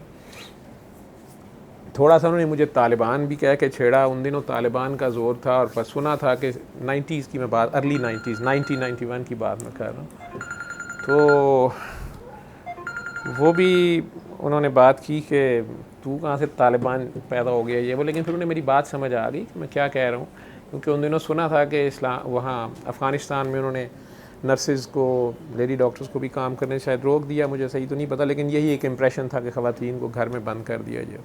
लेकिन जब उन्हें मेरी बात का पॉइंट ऑफ व्यू, मैंने उन्हें बार बार ये कहूँ कि मैं उस बैकग्राउंड में हूँ जहाँ पे, क्योंकि मेरा भाई बाद में स्विट्ज़रलैंड ये तारिक गया तो इसने मुझे बताया कि जी वहाँ तो ट्रेंड ये है कि औरत की डिलीवरी के वक्त उसका खामन पास खड़ा होता है, उसको इमोशनल सपोर्ट कर रहा होता है या वट एवर कर रहा होता है। बहरहाल ये वहाँ का कल्चर है। मैंने यहाँ उन्हें बड़े धड़ल्ले से कहा कि हमारे तो जहाँ पे काकी जो है वो ज़चगी के मराहिल से गुजर रही हो, तो वहाँ पे तो उसके अपने खामन तक को भी उस कमरे में जाने की इजाज़त, किसी को जाने की इजाज़त नहीं होती। मर्द का काम क्या है वहाँ पे? ये औरतों का काम है। मैं बार बार कहूँ औरतों का काम है। वो कहें तुझे राशिद लतीफ़ ने गोली मार देनी है, अब मुझे वो बार बार हंस के कहें। उस वक्त डॉक्टर तैयब भी मेरे ख्याल नए नए पास हुए थे। अब ये सारे लाहौर के बड़े प्रोफेसर होंगे गायनी के, या रिटायर भी हो गए राशिद साहब, तो हमारे उस्ताद हैं। तो वो मुझे बार बार डराई जाएँ कि तुझे राशिद ने गोली मार देनी है। और राशिद साहब ने बाद में मुझे वाइवा में यही कहा। उस दिन पाकिस्तान वर्ल्ड कप जीता था, मेरा वाइवा जब 92 में हुआ, तो उस दिन हमारा वाइवा भी था, बाद में मैच था उस दिन, सर ने जल्दी वाइवा लिया था मुझे याद है। तो मुझे गायनी ज़ाहिर बात है जिसने सिर्फ अब किताब ही थोड़ी सी पढ़ी हुई थी, वार्ड में ना गया, ना थिएटर में गया, ना लेबर रूम में गया, ऊपर से वैसे ही मैं उन दिनों अपने पागलपन में होता था। तो जिस तरह के बच्चों को आज मैं डील कर रहा हूँ, तो मेरी अपनी वो हालत थी। तो मुझे बड़ी अच्छी तरह याद है कि राशिद साहब ने मुझे कुछ सवाल पूछे बेसिक से, तो मुझे कहते हैं कि अगर तू एक वादा करे कि तू गायनी में नहीं आएगा तो मैं तुझे फर्स्ट ईयर में पास कर देता हूँ। उन्हें वो सारी स्टोरी पता थी। उन्होंने वो मेरे ख्याल मैडम फ़खरुन्निसा थी या एक्सटर्नल आई हुई थी, वो एफजे से बड़ी एजेड। उन्होंने वो बड़े मज़े ले लेके सर राशिद ने वो स्टोरी भी सुनाई, उन्हें मैडम शाइना ने या उनकी एसआर ने सुनाई होगी किसी डॉक्टर ने। मैं कहा ये मुंडा जड़ा है ना, राशिद साहब पंजाबी बोलते हैं, ये मुंडा जड़ा जी इन्हें इंज फड्डा पा देता है, उसके बाद गया ही नहीं, इन्हें गाई नहीं पढ़ी नहीं। पूरा पहले मेरा उन्होंने जो भी बताया, लेकिन उन्हें मेरा पॉइंट ऑफ व्यू पता था कि मैं असल में क्या कह रहा था। तो सारा बताने के बाद कहते हैं कि मेरी गल सुन, मैं रिटायर हो जाना, मैनू लगता है तू भी रिटायर हो जाना है। ये हालात तो इंज ही रहने ने, मैं भी बड़ी कोशिश की है, मैनू आप बड़ी शर्म आती है, ठीक है, तो वो की करिए, ये हालात तो बदलने नहीं, तो मैनू लगता है तू गायनी बंद करा देनी है, ठीक है, तो तू मुझे गायनी च नहीं आएगा, मैं तेनू पास कर देना। मजाक कर रहे थे। मुझे कहते ये बताओ पाकिस्तान जीतेगा इंग्लैंड जीतेगा? फाइनल था आई थिंक उस दिन 25 मार्च थी, मुझे याद पड़ता है 23 या 25 मार्च थी। मैं कहा जी इंशाल्लाह पाकिस्तान जीतेगा। ये कहते हाथ सुट फिर चल जाओ तू जा, ठीक है। पास कर दिया उन्होंने। जो भी वाइवा जो पहले थोड़ा बहुत उन्होंने लिया वो याद तो मुझे आज तक है। मैंने वो वादा निभाया। मैं अपनी बीवी को भी 3 बार लेबर रूम में भेज के, इत्फाक में डिलीवरीज हुई तब मैं वहाँ जॉब करता था, तो मैं गायनी में पाँव नहीं रखा। लेकिन गायनी वालों ने मुझे ज़रूर बुलाया इत्फाक में। जब भी कोई थिएटर में एमरजेंसी होती थी, मैं ICU में होता था, तो मैंने थिएटर में जाके भी रिससिटेशंस की, सारा कुछ किया। मैं ख़ुद डॉक्टर बन गया था, हार्ट सर्जरी में काम करता था, तो चेस्ट पूरी खोलनी पड़ती थी, लड़की हो लड़का हो मर्द हो, वो तो सारी बातें अपनी जगह हैं। मैं उनमें असिस्ट नहीं भी कराता था, तो जो कुछ मुझे करना पड़ता था मेरे हिस्से में, वो तो बातें आहिस्ता मैंने कहा ना, आहिस्ता मैं भी यूज़ टू हो गया। या मैं डॉक्टर ही बन गया ना, मैं मर्द नहीं रहा, ना मर्द रहा ना औरत रहा। डॉक्टर बन गया।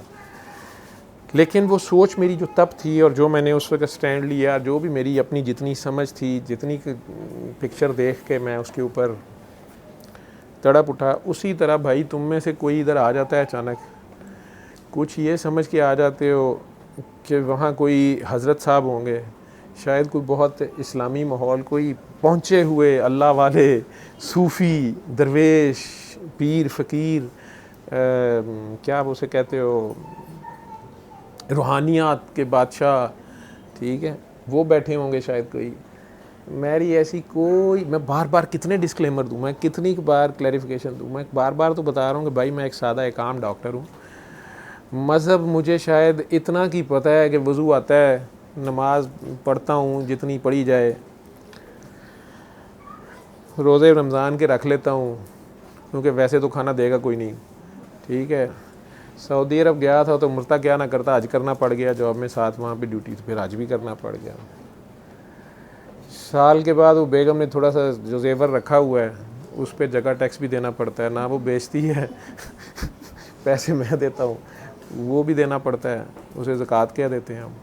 लेकिन जहाँ तक तो इतना मुसलमान हूँ मैं, लेकिन ये जो है काम, ये मैं डॉक्टरी कर रहा हूँ, बिल्कुल इसमें मेरा कोई क्लेम नहीं है कि मैं किसी को मज़हब सिखा रहा हूँ या मैं कोई मजहबी प्रचार कर रहा हूँ या आप में से कोई इसमें से मजहबी रूहानी फ़ायदे हासिल कर सकता है। जिसने मज़हब सीखना है वो किसी अच्छे आलम के पास जाए, तगो दो करे, अल्लाह उसको ज़रूर सिखाएगा।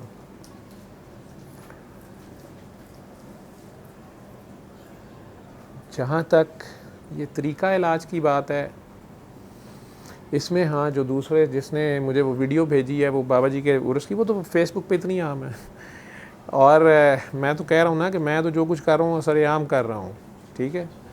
आज अल्लाह का शुक्र है कि वो डॉक्टर साहिबा बीच में बैठी हैं, गवाही दे सकती हैं। तो मेरे पास फिर ऐसा वक्त भी आया है कि इसी कमरे में माँ बाप और जवान भाई बच्ची को लपेटे हुए चादर में लाए हैं, जवान लड़की को, और वो हाथ पाँव टांगे मार रही है और वो पकड़ी नहीं जा रही जवान 3-4 मर्दों से, और वो कह रहे हैं हम दूसरे शहर से लाए हैं, रास्ते में गाड़ी में भी ये हाल हुआ वो हाल हुआ, ये कपड़े फाड़ देती है, भाग जाती है, ये बिल्कुल ठीक थी, कोई कह रहा है इस पर जिन्न आ गया, कोई कह रहा है भूत आ गया। आज अल्लाह का शुक्र है वो अपने घर में है, ब्याही गई, अपना जुनून कंट्रोल उसने कुछ किया।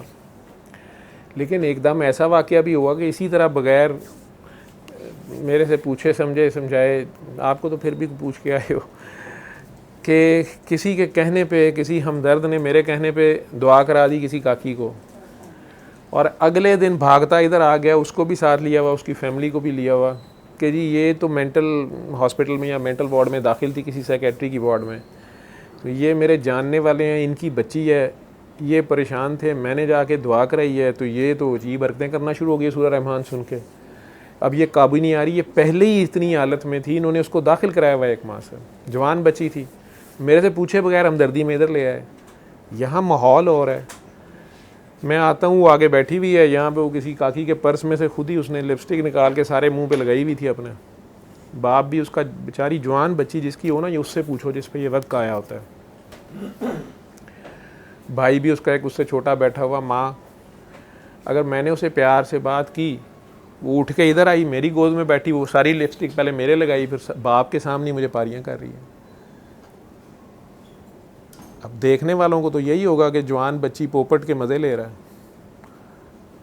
मेरे ज़हन में होता है कि ये जो उसने प्यार किया है, कहीं इसको फ़लाँ वायरस तो नहीं है, फ़लाँ वायरस तो नहीं है, और वो वाला फ़लाँ वायरस तो नहीं है। मैं तो खुद डॉक्टर हूँ,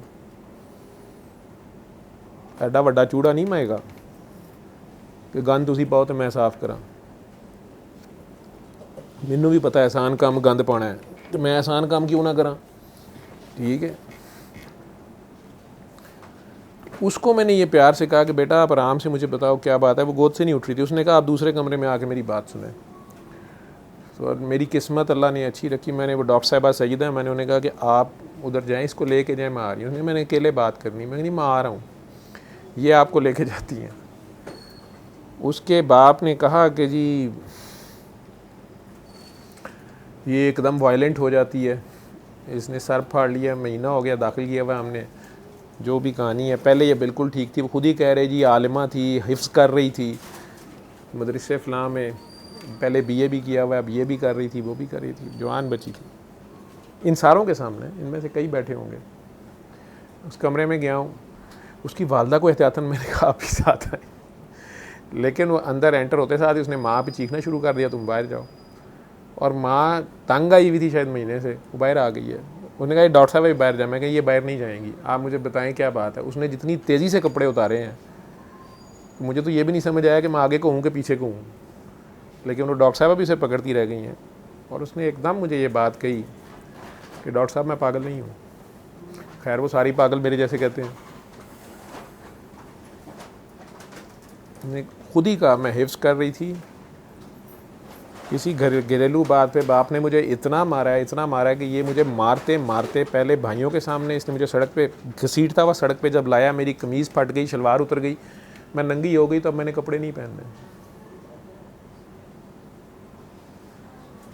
और इसने मेरे जिस्म पे वहाँ मारा है कि मैं अब नाचूंगी। और लेकिन मैं जिस हॉस्पिटल में भी इन्होंने मुझे दाखिल कराया, 2 या 3 हॉस्पिटल, वहाँ मुझे सारे अपने बाप ही मिले हैं। मुझे वो कैसे इतना बड़ा फतवा दे रही है, लेकिन वो तो एक पागल, सर्टिफाइड पागल है जो साइकेट्री वार्ड में दाखिल है मुख्तलिफ अस्पतालों की महीने से। हम उसको तो नहीं मानेंगे, उसकी स्टेटमेंट कौन मानेगा। और अच्छा हुआ मैंने भी नहीं मानी। उसने कहा मैंने कपड़े उतार दिए इसलिए कि आपको मेरे से शादी करनी पड़ेगी तो मैं ठीक हो जाऊंगी। और मैंने अपना आप पेश कर दिया। आप अल्लाह नबी को गवाह बनाएं और उनकी गवाही और इस डॉक्टर साहबा की गवाही की मौजूदगी में मुझे अपनी बीवी माने। वो मैं ही जानता हूँ कि मैंने और इन डॉक्टर साहबा ने जिस तरह उसको वो कपड़े वापस पहनाए। अगर अचानक दरवाज़ा कोई खोल देता, उसके बाप को मैं नहीं समझा सकता था कि ये मैंने उतारे हैं, किसने उतारे हैं, ये क्या है। कोई भी खोल देता।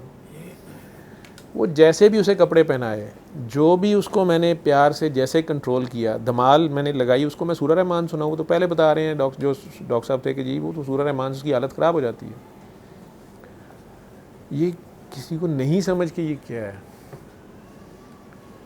धमाल लगाई, वो पहले हंसती रही, ये क्या है। मैं ही कमरे में उसके सामने नाचा या धमाल की। अब वो क्या इलाज था क्या नहीं था, लेकिन जिस फेज़ में जिस ज़िद में वो थी, उसको कपड़े पहनाने में हम कामयाब हो गए दोनों। उसकी ज़िद तोड़ ली मैंने। बाहर निकाल के उसके माँ को कहा कि इसको ले जाओ घर। वो कहे मैंने अब आपके घर जाना है, मैंने नहीं वापस जाना। जिस तरह उस वार्ड तक उसे पहुँचाया गया जिस हॉस्पिटल में वो थी, बल्कि अब वो इसी हॉस्पिटल आ गई थी। और रात इधर के भी कुछ लोग साथ थे जो ले गए आए, उन्हें भी मैंने डांटा कि आप मेरे से तो पूछते।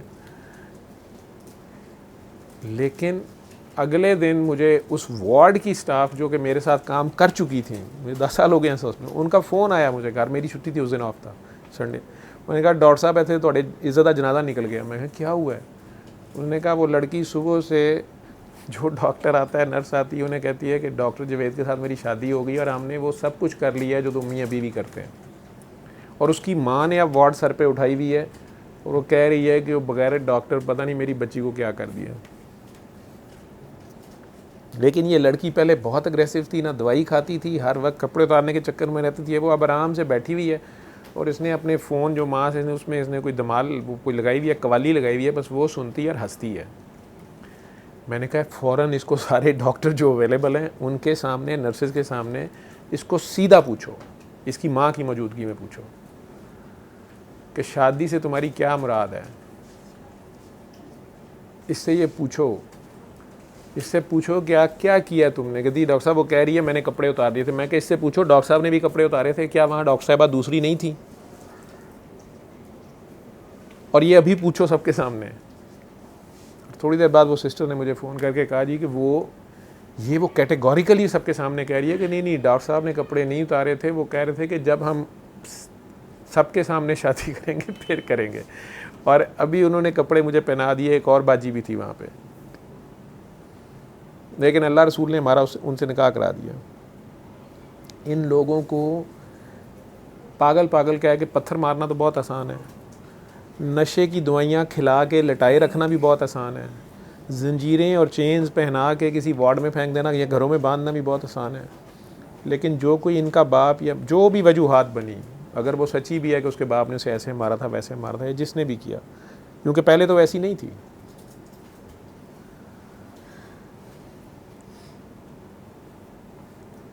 इनको इस फेस से निकालना, वो जो वीडियो जिस साहब ने मुझे भेजी हुई ना धमाल की बाबा जी के दरबार पे कि जी आपके पाँव को काकी चिपकी हुई है, तुम्हें क्या पता हो मैं किस किस की कहानी तुम्हें सुनाऊं। आज वो अपने घरों में बच्चों वाली हैं, तुम इसे पागलपन कह लो, साइकेट्री कह लो, बेवकूफ़ी कह लो, वक्त का ज़िया कह लो, बिद्दत कह लो, कुफर कह लो, तमाशबीनी कह लो, मुझे इनसे कोई फ़र्क नहीं पड़ता। और अगर इसे खिदमत खलक कहोगे, रूहानियत कहोगे, तसव्वुफ़ कहोगे,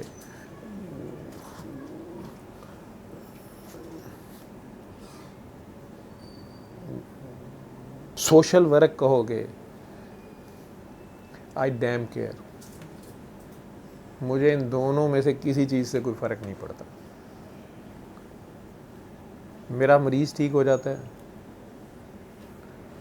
मेरी इज़्ज़त स्टेक पे है नहीं है। क्या जब मैं वैसे काम कर रहा होता हूँ थिएटर में या आईसीयू में या वार्ड में, क्या उन पेशेंट से मुझे बीमारी, कोई मौलिक बीमारी नहीं लग सकती? हम भी अपने ही एक किस्म के बॉर्डर पे लड़ रहे होते हैं। क्या आप हमें दे सकते हैं? किसी डॉक्टर को भी, अगर वो ईमानदारी से, नर्स काम करती है, इस अस्पताल का स्वीपर ईमानदारी से काम करता है, सिक्योरिटी गार्ड काम करता है, ये सारे एक इबादत गाह में काम कर रहे हैं, ये इबादत है। अगर ये ईमानदारी से कर रहे हैं, इनको क्रिटिसाइज़ करना भी बहुत आसान है। वो जी ये बोलते इस तरह हैं, ये ऐसे डील करते हैं, ये वैसे डील करते हैं। आपने पहले मरीज़ को बीमार क्यों होने दिया? घर से आप बीमार करके लाएं। अगर आप इतने हमदर्द थे, अगर वहाँ पे कुदरत काम कर गई है, एक्सीडेंट हो गया, बाई चांस हो गया, तो यहाँ भी बहुत कुछ बाई चांस होता है। यही मीडिया है, लोगों की नीयतों को जांचना, उनके इश्तिहार लगाने, चंद रुपयों, चंद वोटों, चंद नोटों या चंद लोटों की खातिर। क्या यही इस्लाम है? क्या यही सरकार मदीना ने सिखाया था? क्या यही असल मैसेज था? और मेरा बाबा, मैं, हम ये नहीं कह रहे कि नमाज़ें छोड़ दो, तस्बीहां छोड़ दो और धमालें लगानी शुरू कर दो। हमने कब कहा ये? मुझे कहते डॉक्टर साहब के नाल नंगे सिर वालियां बुढ़ियां बैठियां होंदियां, तो यार जड़ियां कज्जे सिर वालियां बैठियां ने, इन्होंने भी मैं नहीं बिठाया, भी आपे बैठियां ने। मैं तो किसी को नहीं कहता कि पढ़ो या ना पढ़ो नमाज, या सर ढांपो या ना ढांपो। आप मुझे दिखा दें कोई डॉक्टर जो हॉस्पिटल में या किसी भी जगह पे, किसी भी शिफा खाने में मरीज़ को आए तो उसे कहे कि जी आपका मसलक क्या है, आपने कपड़े ऐसे क्यों पहने हैं, वैसे क्यों नहीं पहने हैं। डॉक्टर के पास वो अपने दर्द के मदावे के लिए आया है, अपने मर्ज़ के इलाज के लिए आया है। आप लोगों में से जिस के मजहबी जज्बात मेरी वजह से कभी मजरूह हो जाते हैं, मैं माफ़ी चाहता हूँ, लेकिन मैं मज़हब नहीं कर रहा। आप सब अपना अपना धर्म भरम उसको भ्रष्ट होने से बचाएं। अगर मेरी वजह से किसी का धर्म या भरम भ्रष्ट हो गया है तो मैं माफ़ी चाहता हूँ, लेकिन मेरे किसी के धर्म भरम से कोई ताल्लुक़ नहीं है। मेरी गरज़ ये इन मरीज़ों से है, ये मरीज़ किसी तरीका इलाज से ठीक हो जाते हैं। यार ये जिसको दर्द हो रही होती है उससे पूछो, उस गर्जमंद से पूछो। मैं नहीं लोगों के ना ईमान पक्के करने बैठा हुआ हूँ, ना कच्चे करने बैठा हुआ हूँ। अगर उसका ईमान ही इतना कच्चा हो गया तो ये भी उसका मसला है, अगर पक्का हो गया तो ये मेरा कमाल नहीं है। हदायत तो रब देता है, मुझे तो बात करनी नहीं आती। बता तो रहा हूँ कि वो मौलाना शुगर, उन्होंने मेरे पे फतवा नहीं दाग दिया, उन्होंने प्यार ही किया। बाद में सियालकोट के थे, नाम मुझे भूल गया, प्यारे से थे, आंखें बहुत प्यारी थी उनकी, आशिक़ रसूल थे। उन्होंने तो बड़े प्यार से मुझे कहा कि आप अल्लाह मियाँ ना कहें या अल्लाह बेचारा ना कहें। वो अपनी जगह 100% ठीक थे। ये मैं नहीं कह रहा, मेरा अभी भी ये मैसेज नहीं है कि आप अल्लाह की पकड़ के बेइज्जती कर दें, ये भी मैसेज नहीं है।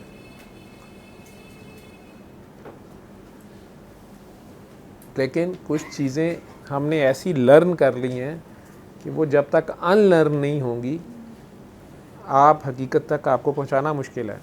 जो आपका सच होता है पहले उसको उसकी कली खोल दी जाती है तो आप पे हैरत आ जाती है, यार मैं क्या समझता रहा हूँ और ये क्या है।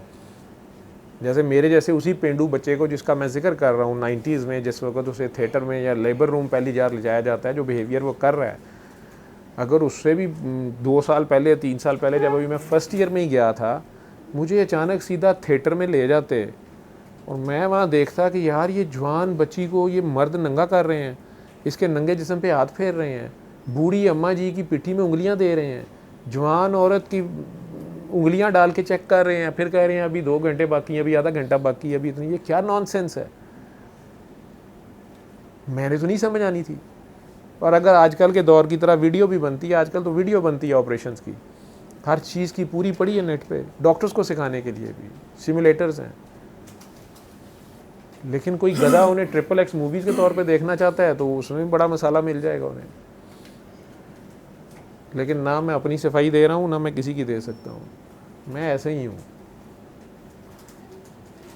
बल्कि आप ऐसा वैसा ही समझे मुझे। कितनी सफाइयाँ मेरे से लोगे, मैं सफाई वाला नहीं हूँ, गन डालने वाला हूँ, चूड़ा जिसे कहते हैं।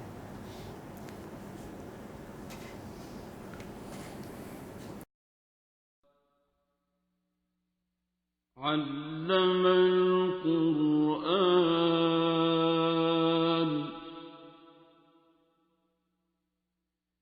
خلق الإنسان